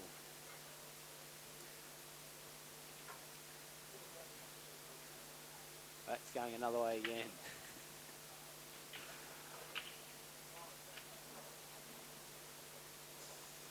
Yeah, I would have rather played this red up the top first, only because you had two options sort of down here, where now this has got to be hit very well, position wise. It's just under hit it. So yeah, I would. 2 shots ago, I would have taken this top, same path, but probably just a bit harder. And if you had that other red still there, you could have taken it to the bottom left-hand pocket. mate. A bit hampy queuing too, bridging over this yellow, so it makes it even a touch trickier. I'm actually, if I'm playing this red, I actually roll it. I don't try and stun it in or anything. I'm just all 100% concentrated on this pot. But he's screwed it in and played a very good shot. Robbo, and the King's back. Brett's back on board. Well, we got Marc line up the blackie, all right. Yeah, he's just run a couple of racks. Got himself in a bit of trouble there, but played a very good shot. Come to a 7-4 lead. 7-4 lead.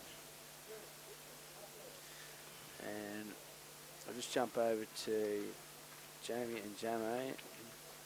And Jamie's gone to a 8-1 lead. Brett? 8-1 lead. 8-1 lead. Okay. Dan just come over. And he's got a tricky blackie.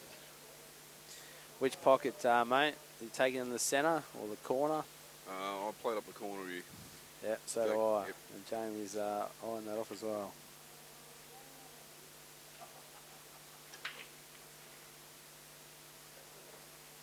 You sort of soft screw this to the side rail and Yeah, play exactly at a pace right. where if you do miss the black, it's going to be somewhere near the hole. You can do that, and also where the white is too, you don't have an easy opener. Like if the white's hard up on the side rail, or sort of down near this bottom pocket, it's not that easy to cut the... that's wide, I think. No. Good shot. Great shot. Yep. Great shot. And he jumps to a 9-1 lead.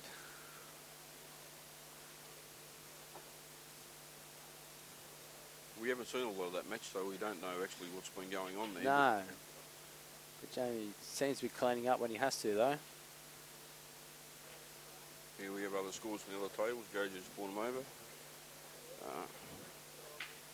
Can you read them, Brett? How's No, your mate. eyesight? Do you want me to read them? Yeah, I've got it. Okay. Yeah. Peter Butterworth 7-5 up on Gavin Robertson at the moment, and Craig Stevens is 6-5 up on Tim Shelton. What else we got here? Non-qualifiers. Travis Martin is 11-3 up on Tushar. Oh, it's finished. Yeah, obviously.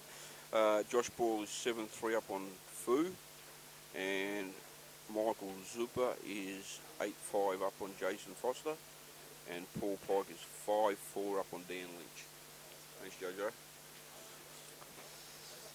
Now, even with where those reds are, I'm actually looking down the table here to where the red is to play into the bottom left-hand pocket, if I'm on that. I actually play that now and basically take the white back up that side of the table. If it was me, I just think that ball can be tricky, sort of if you're leaving it to last to get on. The second one, yeah. Yeah. Yep. And when I was on that then, I would have played it. Played it with top. You would have played got rid of it. I would have played it.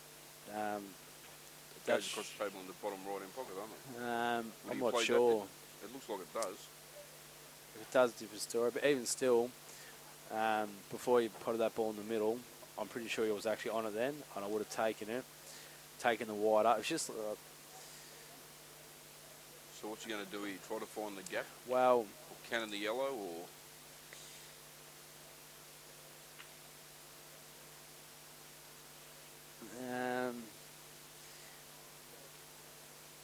How about playing it this way, Jake? Take the ball on the right-hand side of the table and bounce out underneath the black, come across, leave a half ball pot on the ball over the hole, then play the cannon into the yellow. yeah.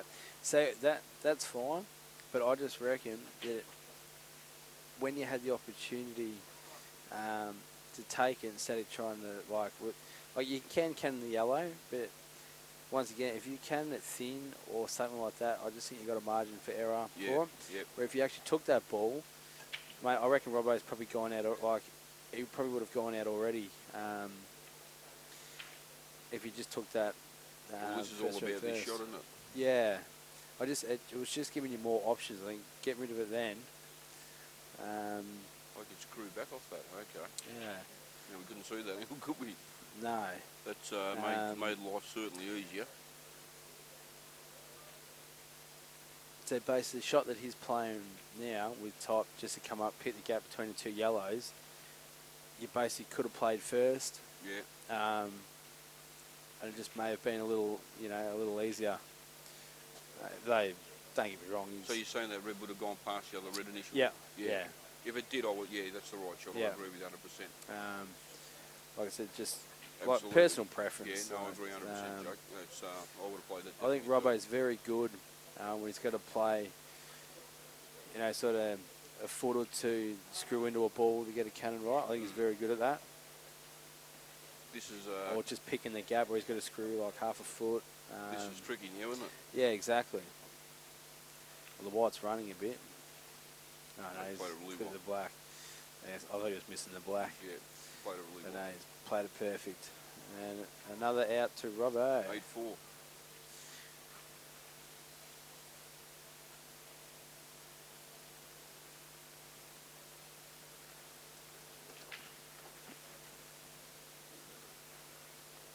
A long way back for Jamo there. It is. It's been done before, but I think if Jamie's at the Jamie's used the old reverse psychology on the way down. He said, "Oh, I'm going to get a touch up by Jamo," and and all of a sudden he shot to a 9-1 lead. Yeah.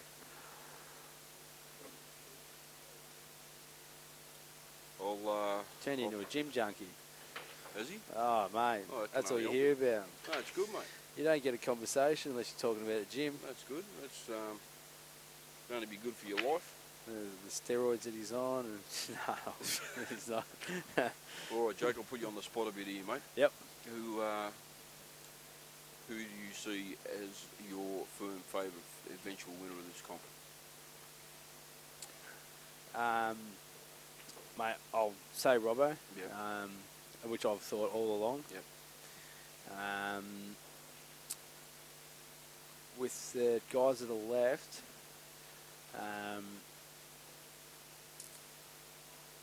and like I said, I haven't seen just who'd play who. Like I haven't studied the draw. No, but I think Robbo is a standout man to beat. Yep. He's finished on top of the 2 seasons he's been running, hasn't he? Mate, I'm not 100% sure. I know he's finished on top of this one, but yeah, I'm pretty sure he finished on top. Yeah, last okay. year too, so. I'll say Robbo, and mate, I think he's hitting just as good as balls now. Well, obviously won the state title, and yeah, I think he's hitting as good a balls as anyone. In a minute, I think over the long race, as we were saying earlier, that better player, the cream seems to rise to the top, when needed. And I think that the deeper the tournament goes, and there's a bit more pressure and there's a bit more money at stake too, especially for some guys that... He certainly won the once at bed, didn't he, Marc? Yeah, exactly. But especially with some of the guys, just before I go on here, I actually play this yellow over the middle pocket. Just leave the white where it is, take the yellow down the rail to the top left corner and just stun out a bit. And then the yellow that's, he's basically, I think he's going this way. Yeah. Stun out, take the yellow to over top right pocket and then just stun down. Side rail. Anywhere, side rail. Between the red and yellow. Yeah.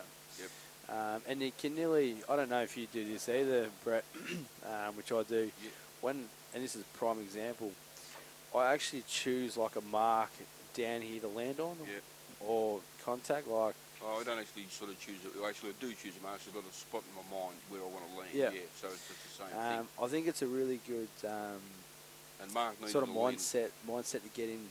Yeah, instead of just getting lazy. Yeah, exactly. Yeah, I don't agree exactly with just right. playing for an area and stuff. No, either do I. It's got to be there. Mate, it's got to be a 50-cent coin. Yeah. The spot's there, and that's it. Yeah. Obviously sometimes you have got options. Yeah. I just need to get the ball out in the open. Yeah, that's when you're playing for an area. Yeah. But in these particular situations, see, like if Marc had landed straight on that final yellow there, he's got no transition to the black. So That's you exactly need right. to be, but he can't be too short there. Yeah. So you needed to be within, let's say, a 4-inch gap. So. Yeah, no, you're spot on. So this is a bit of a, I know obviously Nick's come up dry a couple of breaks, and obviously at this level, getting the ball off the break is just, mate, it's now compulsory. Yep. You just get punished more often than not. there's no doubt this would have to be, I don't know what's going on in other states, but from what I can see from the state of the game in Australia, this would have to be up there. Even though we haven't got all the best players playing in this, as far as people coming into the game, wanting to learn the game, getting experience, I can't see a better tournament that's being run at the moment, Jake. Couldn't agree more. League-wise, it's over. League-wise, it's over a 6-month period. Yeah. And all you can do is actually benefit out of this. See, and just on that there, I don't. Sorry, I'll be back 2 seconds.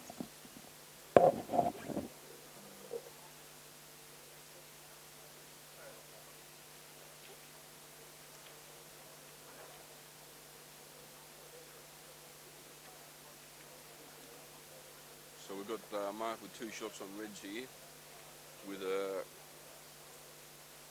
major opportunity to go on 10-4 up. Sorry, just had to make a quick call. So you were about to say you didn't agree, Jake. Yeah, just with that shot. With the shot, because Nick's tried kicking out the bum, I actually screw into him. Yeah, because that could happen exactly what happened. Exactly. Yeah. And whether you've seen it or not, if you just screw into him, it just... Yep. And that can't happen. Takes that out of the equation. Yeah, exactly.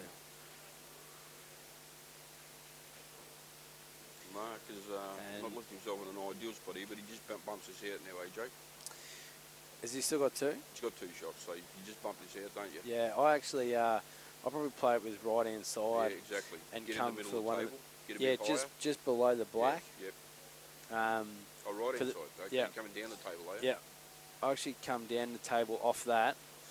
I come down below the black just for the red into the left middle. Yep. Okay. I just think it gives you more But you more would options. play for that one first. All right. Yeah, I would have. So off that ball, I would have played the right hand You're playing side. on all of them, but you're playing for that one specifically. Yeah. Yeah. Yeah. Once you move that, it becomes easy, eh? Yeah. He's only hit this a fair bit, hasn't he? Yeah, he has. Now it's become tricky.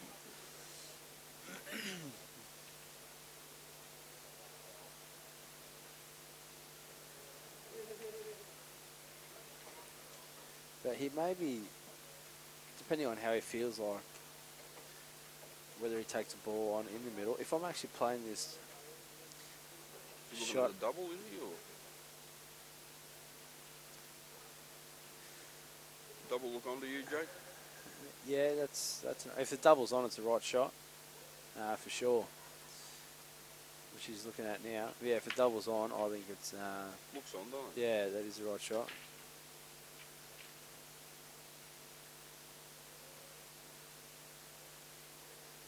It's obviously a lot straighter or too much. Yeah. The red's too close to Can't the get rail the for wide him out. to Yeah. to take it on. But in saying that too, well, obviously Young's a bit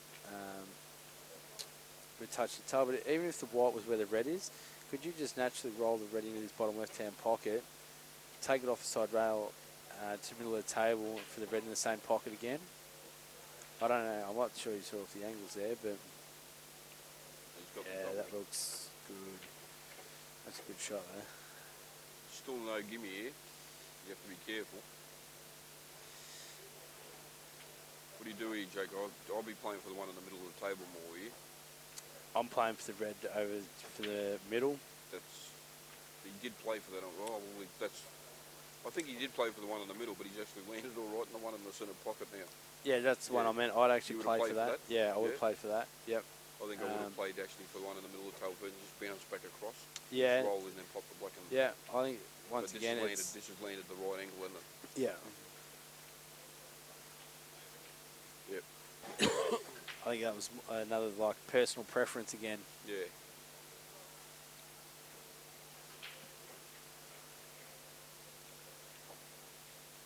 Can you play this plain ball and come back across? Yeah. Yep. Yep. Perfect. And on the hill. And on the hill.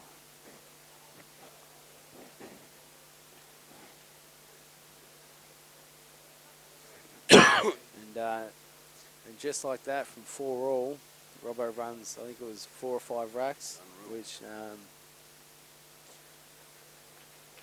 Yeah, well, I was out having a smoke while that happened, so it happened in pretty quick mate, fashion. it did. It just went bang, bang, bang, bang. And I think, too, with your top line, is in any sort of longish race, 11, there's going to be a period where that's going to happen, where they're going to run racks, and I reckon it's just how do you respond to that. Yeah, 100%. Yep. Well, it comes back to what you said before. Sometimes you don't even know what the score is because you're so intense in what's going on at the moment, which is that's the absolute best state of mind to get into. Probably for any sport. See, I think that if the scores are closer, if that yellow's on, it's now the red on down the rail, I'll nearly back Nick to get this out. Yeah. I think being 10-4 down, it's a bit of a test of character, just to see if he does go out or like just not throwing in the towel. Like Nick's more than capable himself of running 4 or 5 racks when the balls are there. Yep.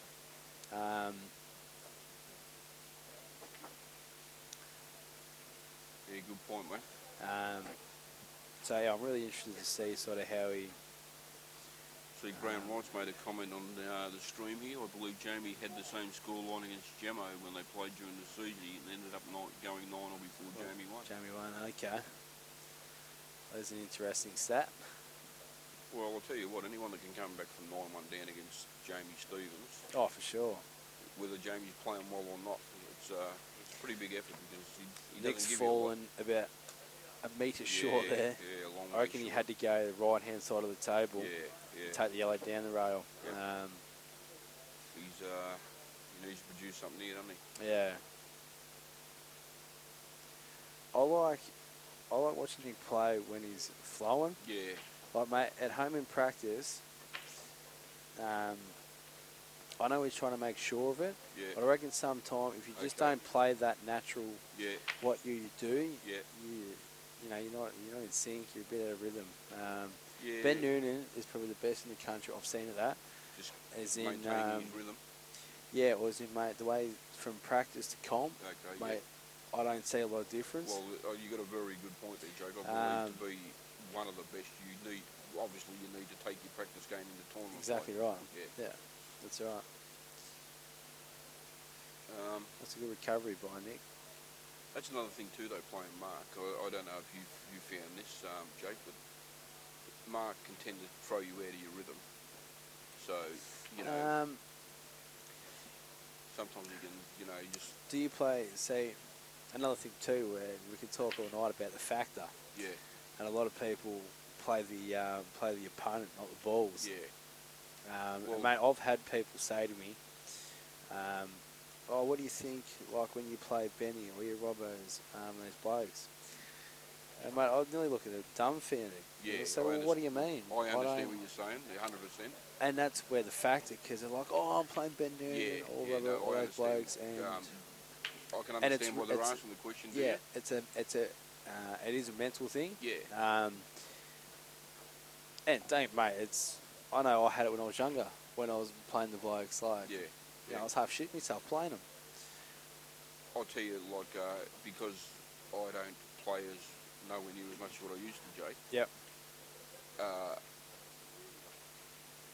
If you're playing every day, you're on your game. You know what you're about. You know what you're doing. That's right. You're not worried. You're not worried about anything else. Yeah, you don't worry about anything else. But when you're rusty and you don't play, obviously, I'd like to be knocking in the balls. And if I'm not getting to the table, obviously it's going to make a difference, even though you don't think it will, because you're experienced. Yeah. If you know what I mean, but it does.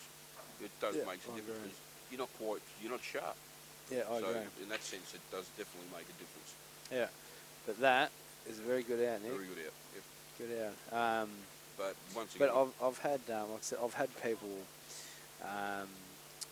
ask me that, and I've just said, mate, I said it just comes back to the one frame, the 7 balls in a black. Yep. And it goes the other way too. Mate, I've seen it, and I'm sure you have as well. The top liners treat maybe a beginner or someone like that like a beginner, and all of a sudden they get rolled. Like they don't treat him with that. Yep. I think treating everyone on the table with the same respect, and off the table, obviously. Treating everyone like on the same merits, I think, is very important too. I think that's when you can get caught out a bit, lazy, complacent, everyone to do it. Yeah, very true, mate. Very true. And especially at the tournaments like the qualifying, the one frame pool, mate, I don't know how many times you've seen a top liner not qualify, and they've been the seed for the table, mate. I reckon that it happens. There's nearly somebody at a tournament that doesn't qualify that you think should. Yeah. And, he's been on the table with blokes he may not have heard of before. Yeah. Yeah, you can definitely look back and say, well, I did plenty wrong if you don't qualify, can't you? So, exactly it right. comes back to exactly what you said before about actually only focusing on your own game and examining your own game. Because everything else is out of your control. So. All right, back to the action. Now, I wonder, does this black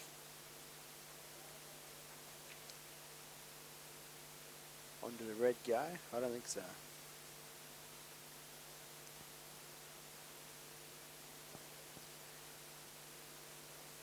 No, I don't have the plants on, but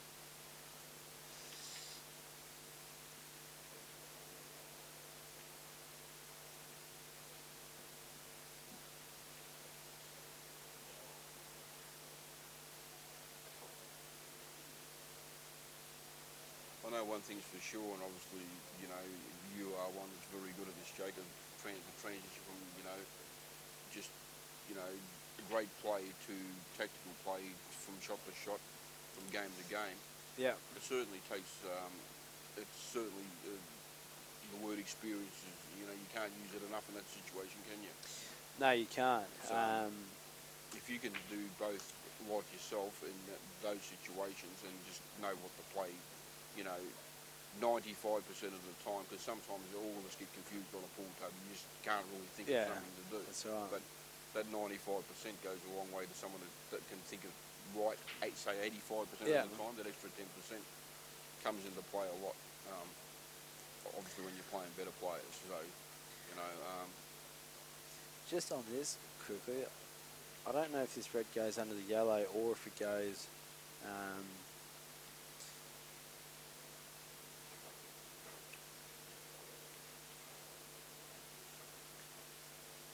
Under the black.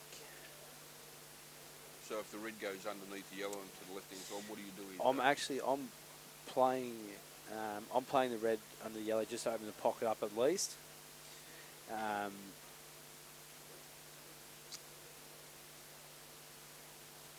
I think if he gets it,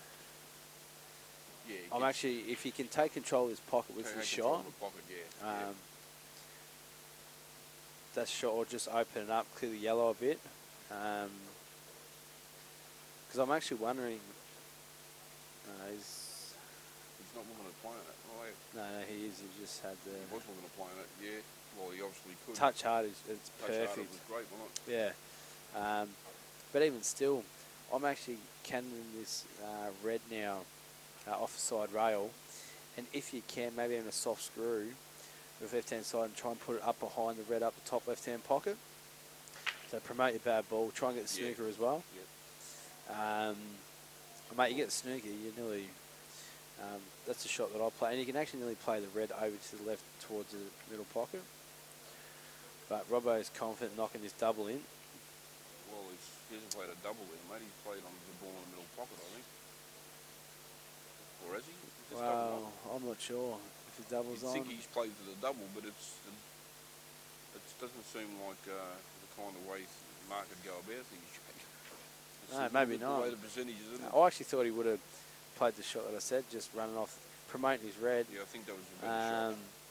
Get rid of his dead ball. You get the snooker, mate, you're guaranteed. Whatever, he leaves on the ball over the That's whole right. And I don't think Nick's actually. Still got this ball and it's sitting next to the plate. Yeah, that's right. That's right. And I'm not actually sure he could have potted that yellow. I've got no idea what Marc's up to. Yeah. It's uncharacteristic, this. He's feeling that good. He can actually double the red inside, back inside the yellow, the bottom left hand pocket. That must be the plan.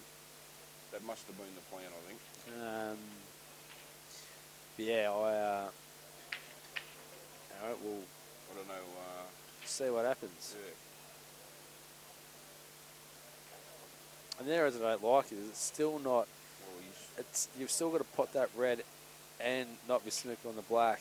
But you have got a little bit of traffic, I reckon. I think the shot you mentioned had to be played then. Yeah, I would have played that. I would have played that shot for sure.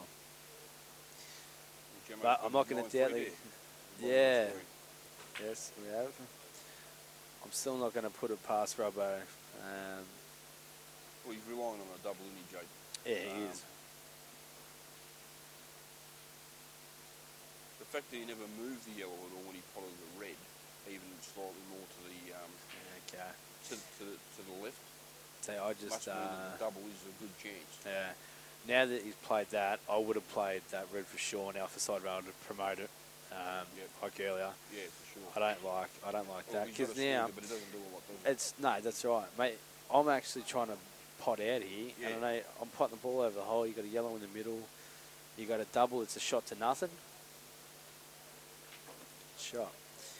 It's not the best result. No.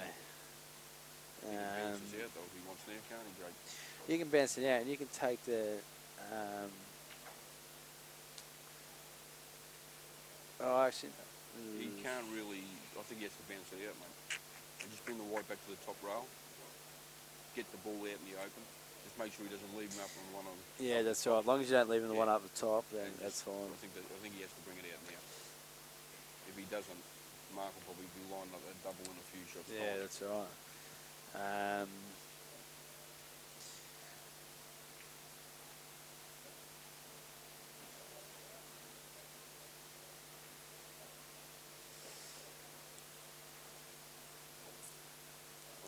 I reckon it's like a personal preference here, depending on how you're feeling.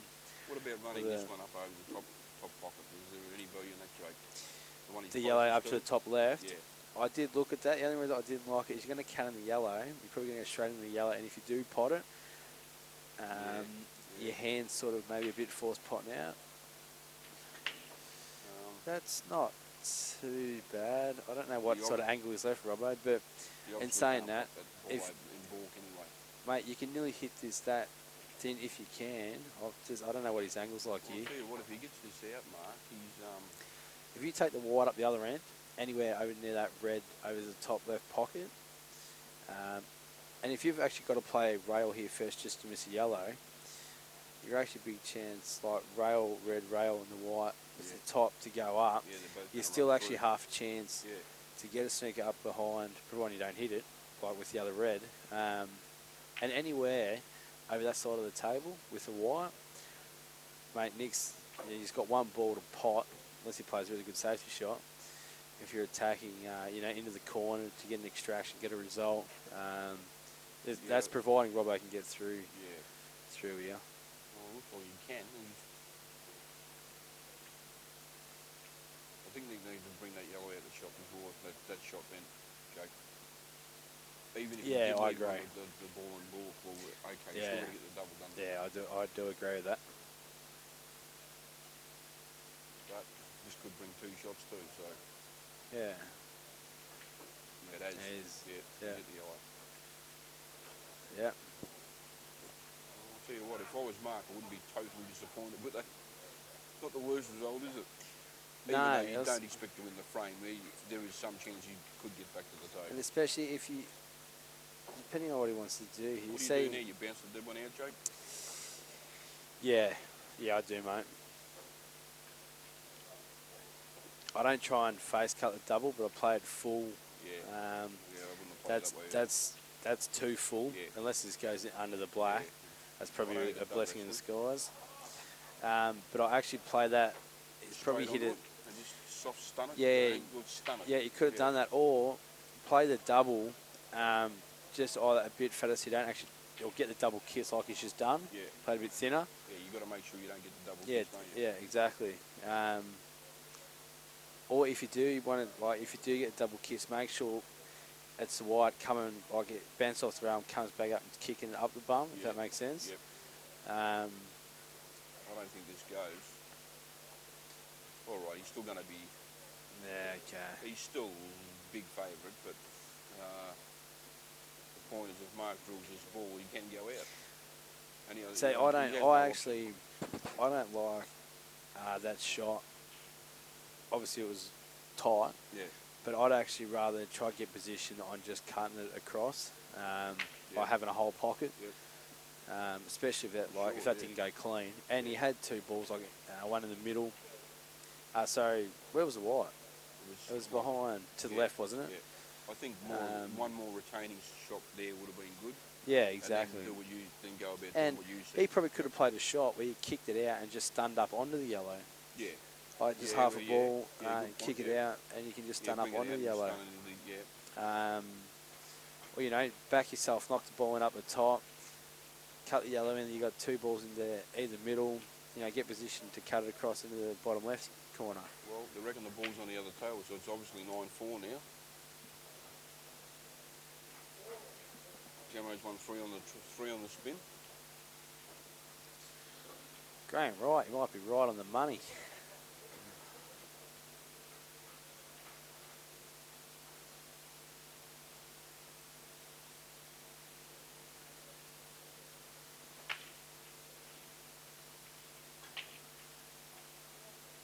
What a great shot. That is super. That is a super duper stroke. Yeah. Is he too straight? Oh, he looks like he is. And that's why another shot is that, and I'll say it again, blokes like Robert, your top liners, mate, they back themselves to knock that in. Sorry, I'll be back in 2 minutes. No, he's played that super. Oh, well, Marc's going to win 11-5. It's pretty fair victory here.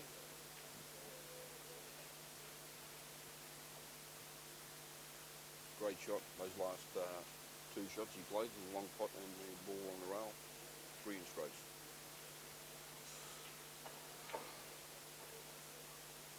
So there we have Marc that goes through. He's still in the comp, obviously.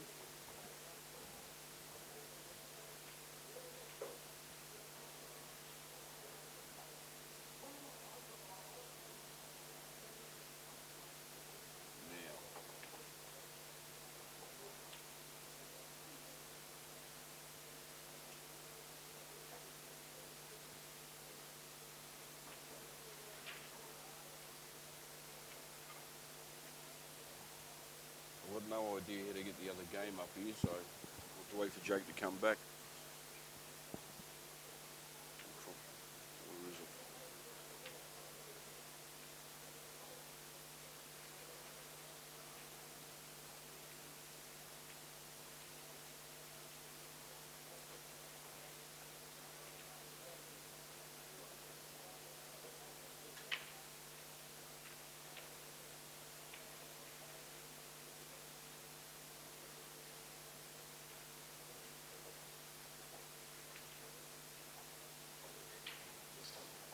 Dan. How do we swap screens, mate? That match is just finished. How do I swap the screen to Jamie's game and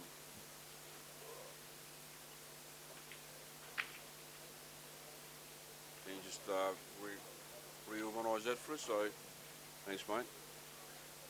So Jamo's come back to 9-4. 3 on the spin. Looks to be in a bit of trouble this frame though.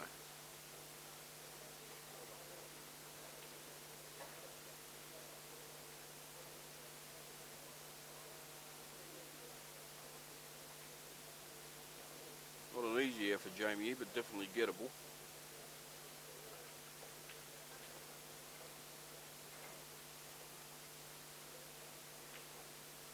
Probably has to start with the one over the hole.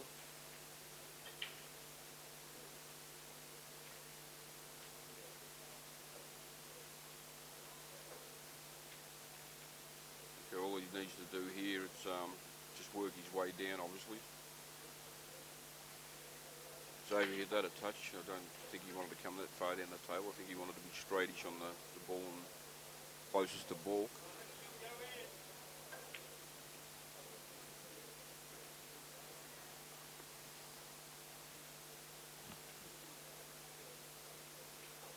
And we're still playing that side. He's pretty straight on. It's fine.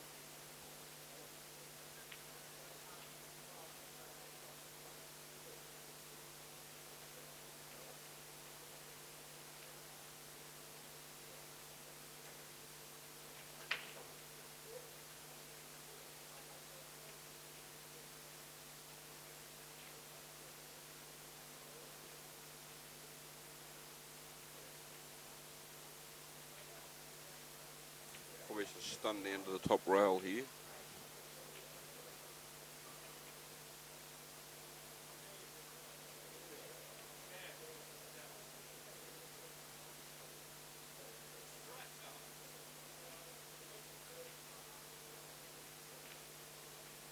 He would have liked to be playing the ball on the rail now first, because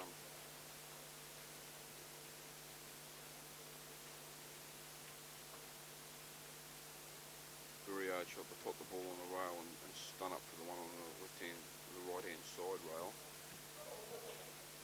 Obviously a lot easier if he could have been straighter on this ball now and just rolled it in and had a natural angle to get on the other ball, but he probably still has to play this shot because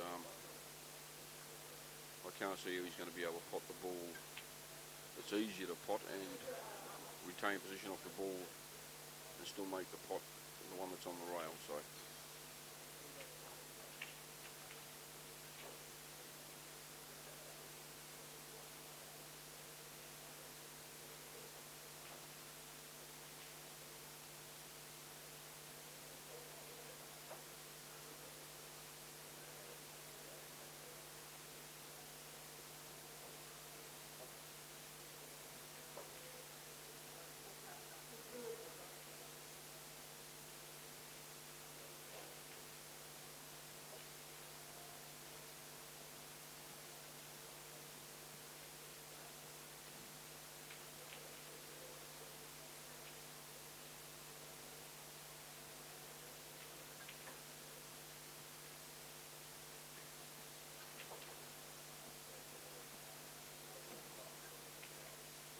Shot there from Jamie. One more good shot. He's on the hill.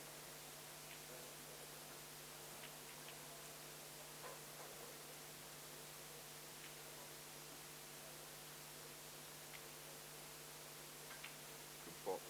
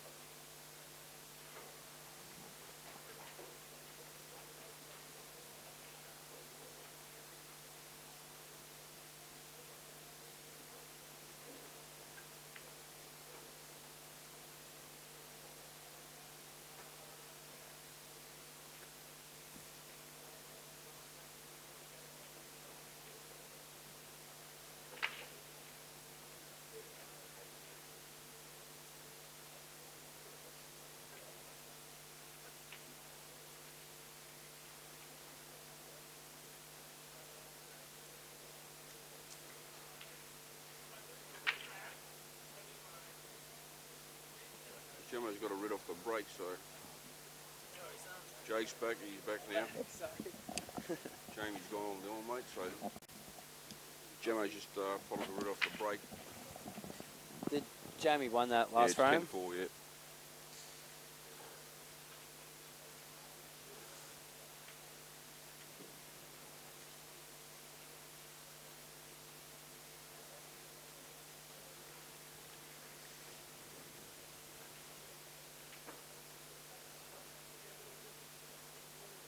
And I assume Robbo cleaned up from the left. Yep. He made that long putt, Jake, and went out. Yep. Yeah. And there you go. Super. Then the next shot, he potted the ball, stun run through, and dismounted the one on the rail. Yeah. Landed fat on it. So got two very good shots in a row. I don't know how you find those shots, Jakey. The long putt I'm talking about, the Marc knocked in close to the rail where you got to just hit it in.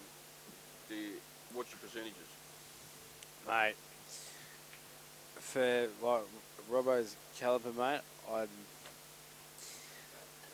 mate, even for me to take that shot on, and mate, you only need to get it once when it counts, and that's what you're into. Well, but if I'd had 10 practice goes at it, but honestly, if I'd had 10 practice goes at it, mate, I'd be probably happy with 1 in 10. Okay. Like it's yeah,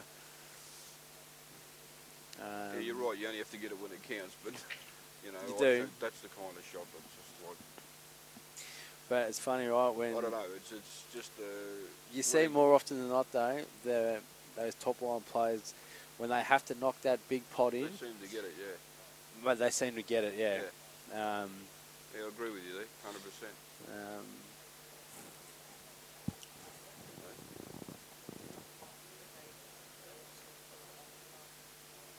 Craig Stevens and Timmy.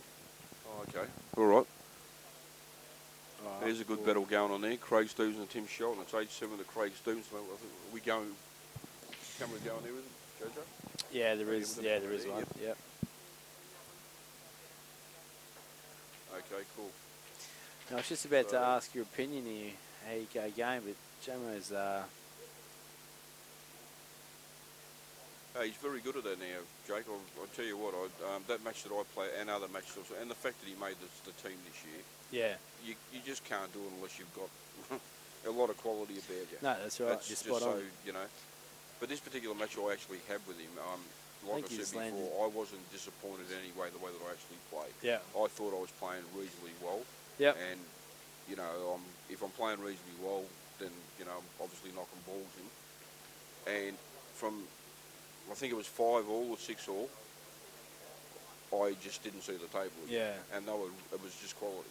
I thought, geez, this bloke's work just came out, you know. Yeah. And I actually, from that day, I actually said to myself, he's a big chance to make a state side this year. Yeah, and he was. Believe it or not, even in the quality of field that I said, I actually said to myself, I said, Jamo will make the side. Yep. I was quite confident he would make the side. Quite confident, yeah, okay. So. Yeah, well, mate, you're not the first to say that. Like we said earlier, mate, he's improved our side. Not the same player he was 12 months ago, Jake. No, I totally agree. You know, like the bloke has put the time in, obviously. Yep. He's learned how to use the small wide. He's learned all the intricacies, tricky bits of the game. He's learning all the time. Yeah. Obviously, there's more to learn. We never stop learning, but no, that's right. He's come a long way, Steve. Good on him. Top position. I remember 12 months ago he had an idea with the wide ball, but it was. I know what you're saying. I do remember that stage that he was that. It wasn't polished at all, mate. It was. He didn't know. Now he knows. Yeah. It was a bit of guesswork. Yeah.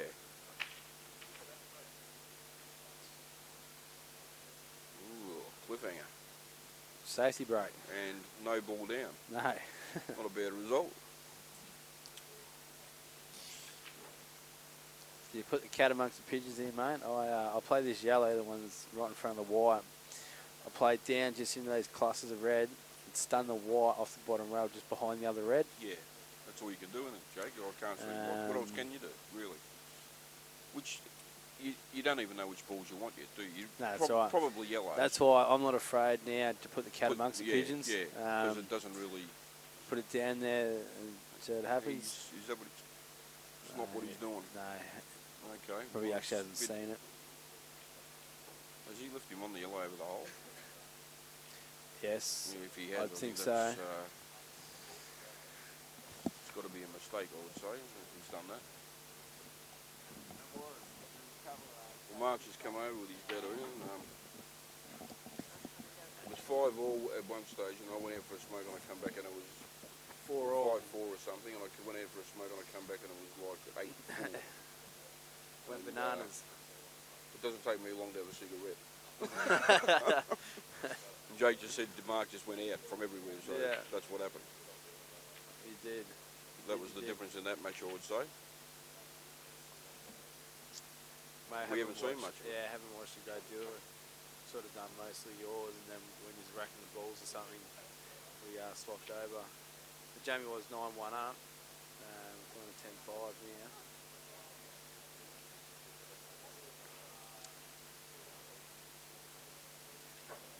Yeah.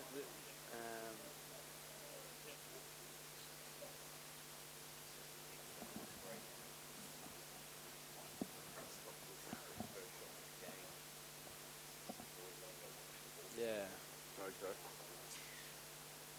Brett, are Right. you just rolling this red in, mate, leaving yourself angle for the Well, red down the bottom left and going yeah, into it? that's about the perfect angle. I reckon a bit further, Just so a it little wasn't touch further. touch Would further. have been So perfect, you but didn't that's have the just awkward. about. Yeah, touch further. You're right, Jake. Another half an inch there is perfect, but Yeah, I he agree. can still power into these, and he needs to power into them. He can't just hit them. This needs to be. He doesn't like it.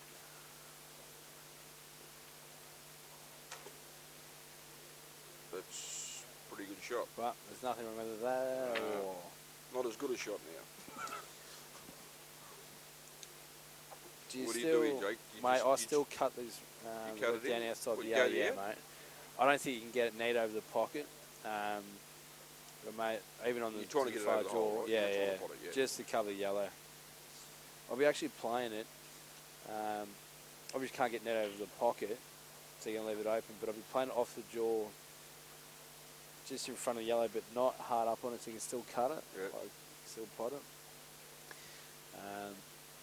That's, The only reason I don't play that, I'll leave the red there. That's not your bad ball. I'd rather try and promote your bad ball. You're cutting off. You're cutting off his yellow. yeah. So you. Yep. So what yeah. are you doing now if you're Steve Jamieson on yellows here, Jake? I'm leaving this yellow that he's about to hit. Oh, that's. That's not bad. If you could have told me that was going to work out, Yeah. mate, I'd say Yeah. I'd take You'd be that on doing all that. day. But I actually would have left that yellow there only because it's a ball you can actually use a cannon in and clear them all. So what's the mindset now on reds then, Jake? What are you trying to? You're obviously just retaining at the moment. Obviously, there's nothing much more you can do, is there? I'm not too sure how much of the red you can actually see, If you can but hit, I'm not afraid of actually. I'm trying to smother his yellow like it's on the rail. right. So that's the object now. I actually play like I don't know if you could see, but I actually play the outside red, just soft on the bottom rail and push that red that you just hit onto the yellow, if that's possible. Yeah. If that was possible. No, I just don't know if he could have seen that outside red or not. Obviously now you just bounce the yellow out, don't you? Yeah, that's right, and the black. yeah, exactly Yeah. right. That's why I would have tried to smother in the yellow. Okay. Okay. Now what are you doing on reds, Jake? A lot of work to be done in there. You got to do something, don't you? this middle red, can you actually cut it, try and cut it into the corner and screw into the red next to the yellow? So you go game. You're saying actually try and go game from there. Well, try and cut it Yeah. and go into him. I don't know if I like that shot only because Well, I if you've understand left what you're angle on saying. the yellow, Any opportunity you get to try and actually go game on reds, you have to take it, don't you? yeah. Because you don't expect to win this frame, do you? No, that's right. So that's why you mentioned that shot, yeah. Yeah, like I said earlier, I'd rather, if I'm going to lose Doesn't the frame, matter I'd if rather it's have a 1% go. chance or Yeah, I'd That's- rather have a go Yeah. off my own bat, sort of like prolonging yeah. Prolonging death in a the way. end of it. Yeah, if you're in trouble. He hasn't played the worst shot there though. No, there's still nothing wrong with that. I don't know. Now, obviously, I think the red does go underneath the yellow now. So See, I'm still the yellow's on the left rail. I'm still running off that half a ball, and actually trying to put the yellow in the path so you can't play your reds. Like I'm actually looking for the snooker here, Yeah. doubling the yellow middle of the table, taking them wide up near the yellow top left pocket. lining off.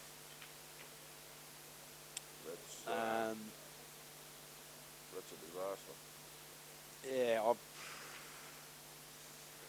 I reckon that was Red goes, mate. okay. Okay, we've got two Robbo's just informed us that this red doesn't go inside the yellow. I still think that if you give it enough pace, I reckon they're going to come out. I don't think you're actually going to pop the Yeah. yellow. You play it now, you obviously just power into it now. I actually play it now, but I try and leave the white in position, or the way I play it Guarantee the shot of is- another ball. is actually stun it or just screw. So I've got the red actually in the left middle. Yep. I'll actually try and stop. I take the white further to the So right, basically, so you're obviously straight on trust it. a little bit of luck with the pair you're playing the shot and the two Yeah, boys are we over don't have to you smash guarantee it. another shot after Yeah, this. and I'd rather just stun the white, leave it just on top of the red. He's potted it. There you go. So So I'd actually play that shot, but I'd Marc try and doesn't know stop the what's on, white. what's not on. But Robbo's got How do no you idea. keep winning, Marc? How's he just You don't run even know 6 what's racks on. when he doesn't know what ball's on?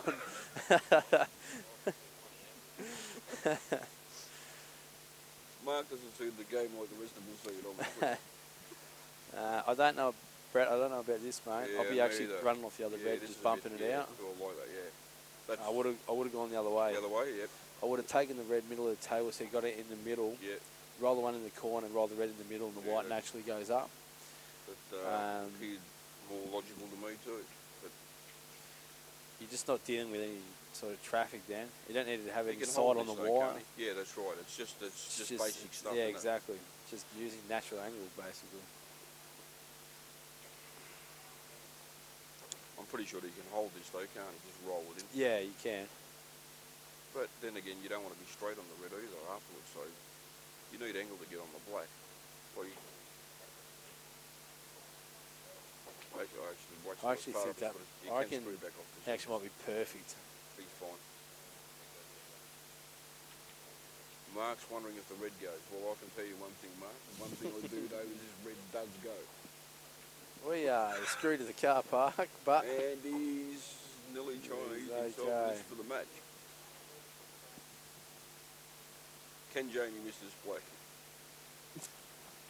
I'm saying no. no, I wouldn't think so.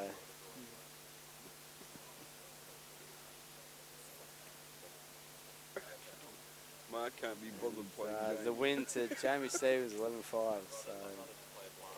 Actually, well I'd done. like to see you two actually. It will be interesting. But it's been a pleasure, Brett. But I think I'm heading off since the Ballarat No worries, continues. It's been a pleasure, mate. Oh, Thank mate, you. No worries, mate. The great Jake McCartney signing off.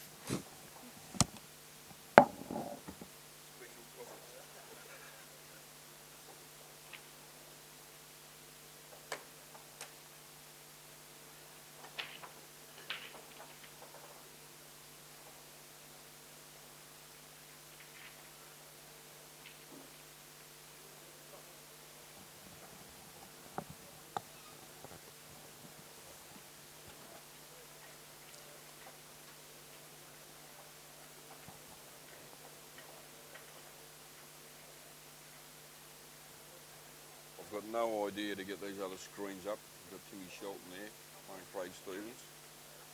And I believe Gavin Roberts, is he playing Butters, I think? They'll be coming on and getting a screen on them, so I'm just going to have a smoke. I'll be back in a second myself. I'll get that organised.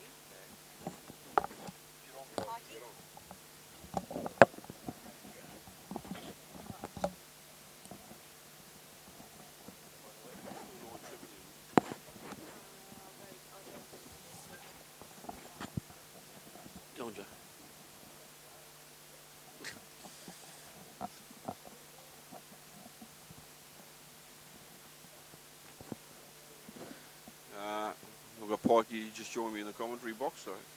How's it going, Brett? All right, mate. What do we got here? Craig's 9-7 up on Tim. Yeah. And Butters has beat Gavin 11-8, is that right? No, they're still playing. They're still playing, all right. 10-8. 10-8. Might switch over to that.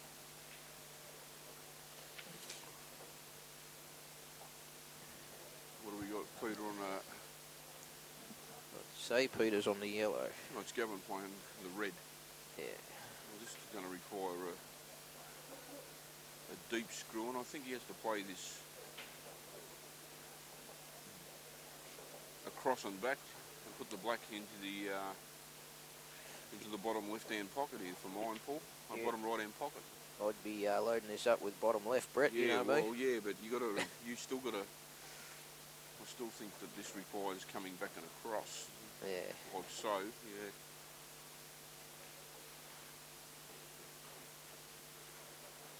What do you do here, Paul?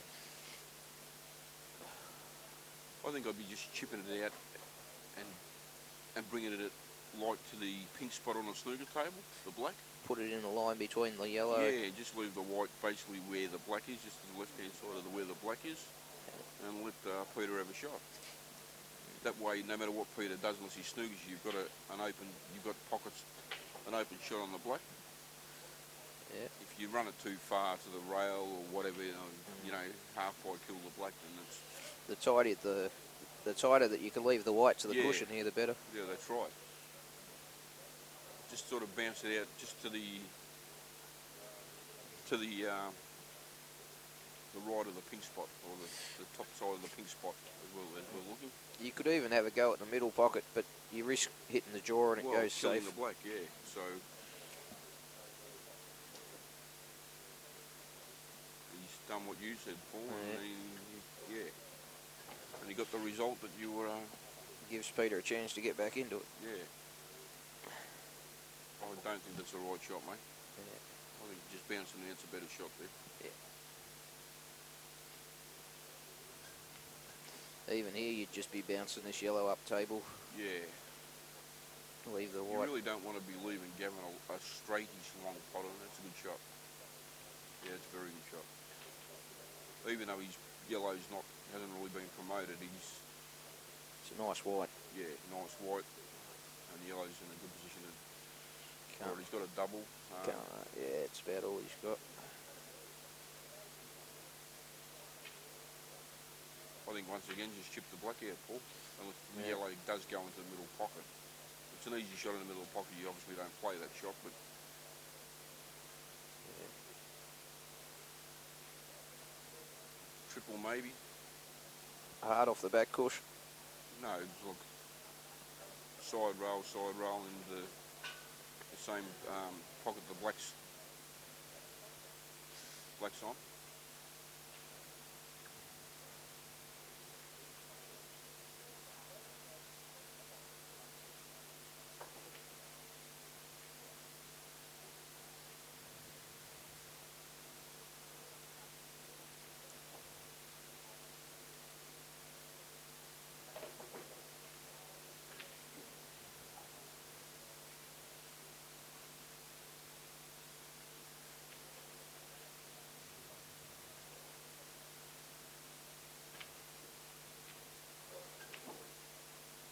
He's played to kick it out.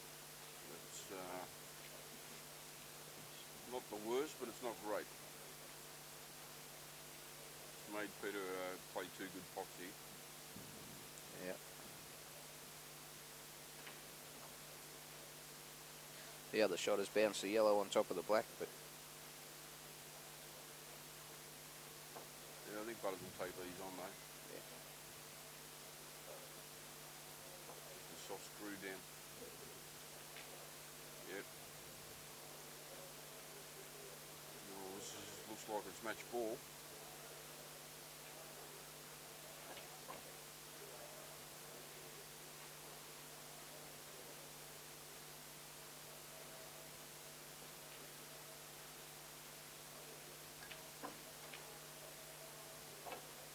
Yeah, two good pops. yeah.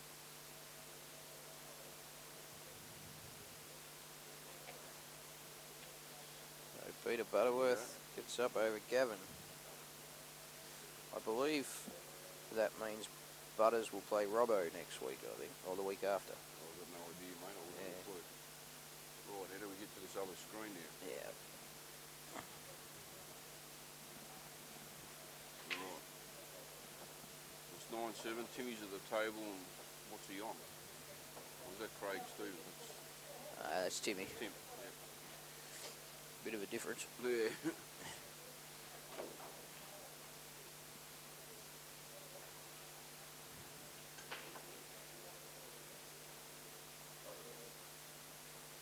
on the eye.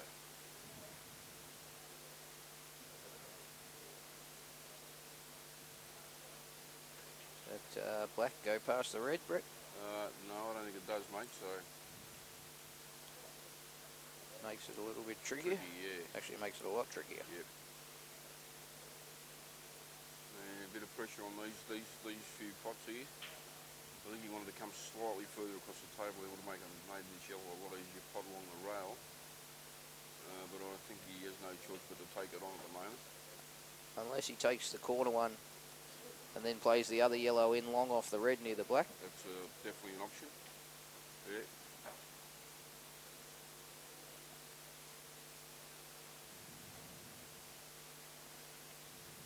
Seven to that.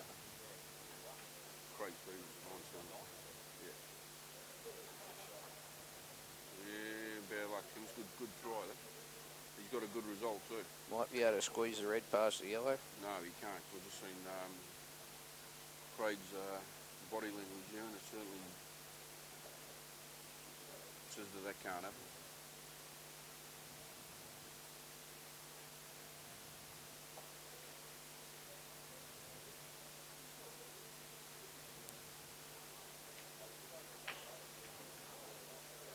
Cross double, maybe. Markers. You're still looking at whether he can squeeze it in there, I'm telling you, Brett.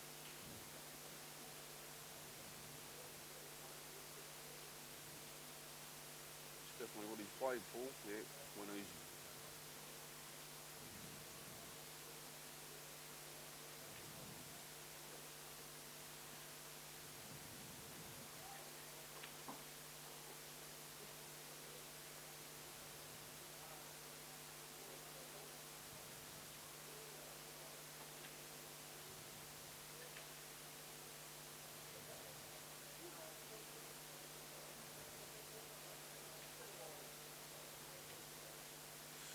Ten-7. 10-7.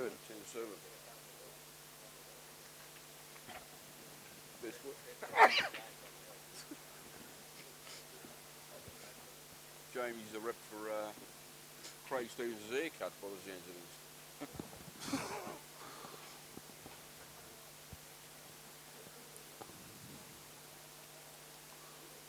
I didn't get to watch much of the Jamie and Jamo match, but No, we didn't get to see much of it ourselves, mate. We were looking at the other match, but I was playing on the table beside. But from what I saw, it looked like Jamie got him in the clusters and.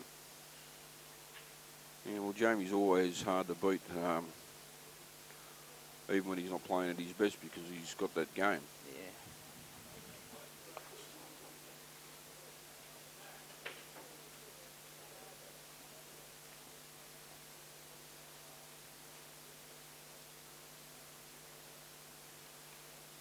Nothing easy here, Paul.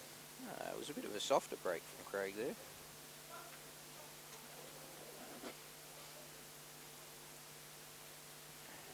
Tim's lining up a yellow straight away, so he's taking yellows.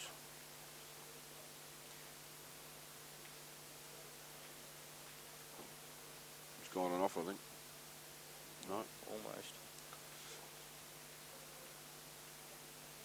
That yellow over on the side cushion might even sneak in off the red in the middle.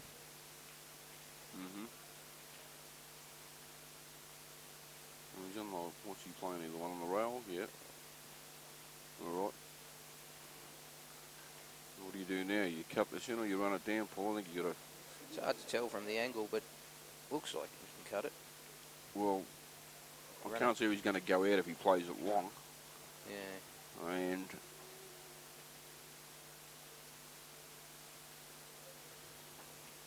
And it's certainly trusting a little bit of luck if he plays in the middle. Yeah, he's gone for the cut. So Craig with a big chance yeah, here. he's opened the table right up here, hasn't he? Yeah. Take this one on the back push first.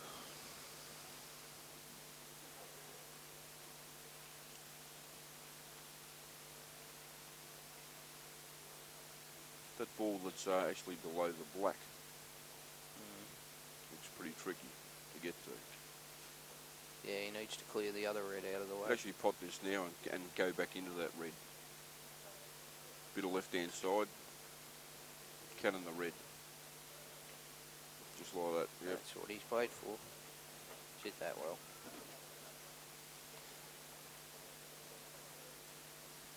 So,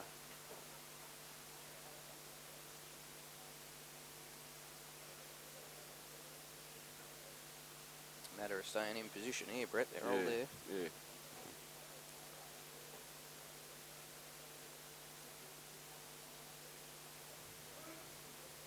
Pop the one in the middle now and go for the one on the rail. Yeah.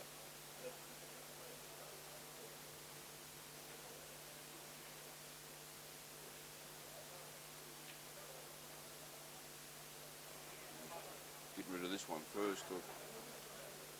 I'll just pop this, yeah, one over the hole.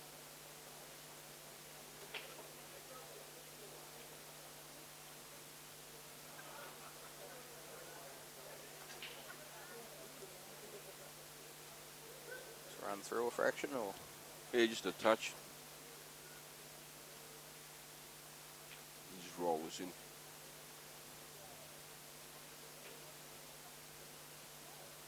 It's about perfect.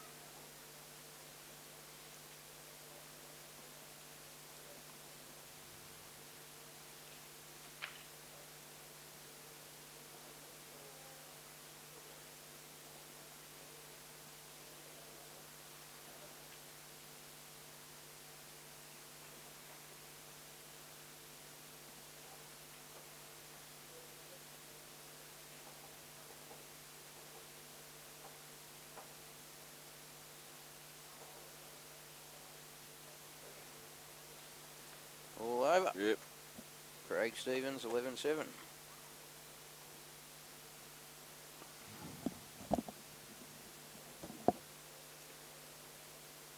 I think that's it for the matches in the pool. Yep, all right. Thanks to anybody that's tuned in tonight, and you'll see more over the upcoming weeks. Is this how many weeks left, Paul? 3 weeks and it's all over. So, all right, thank you.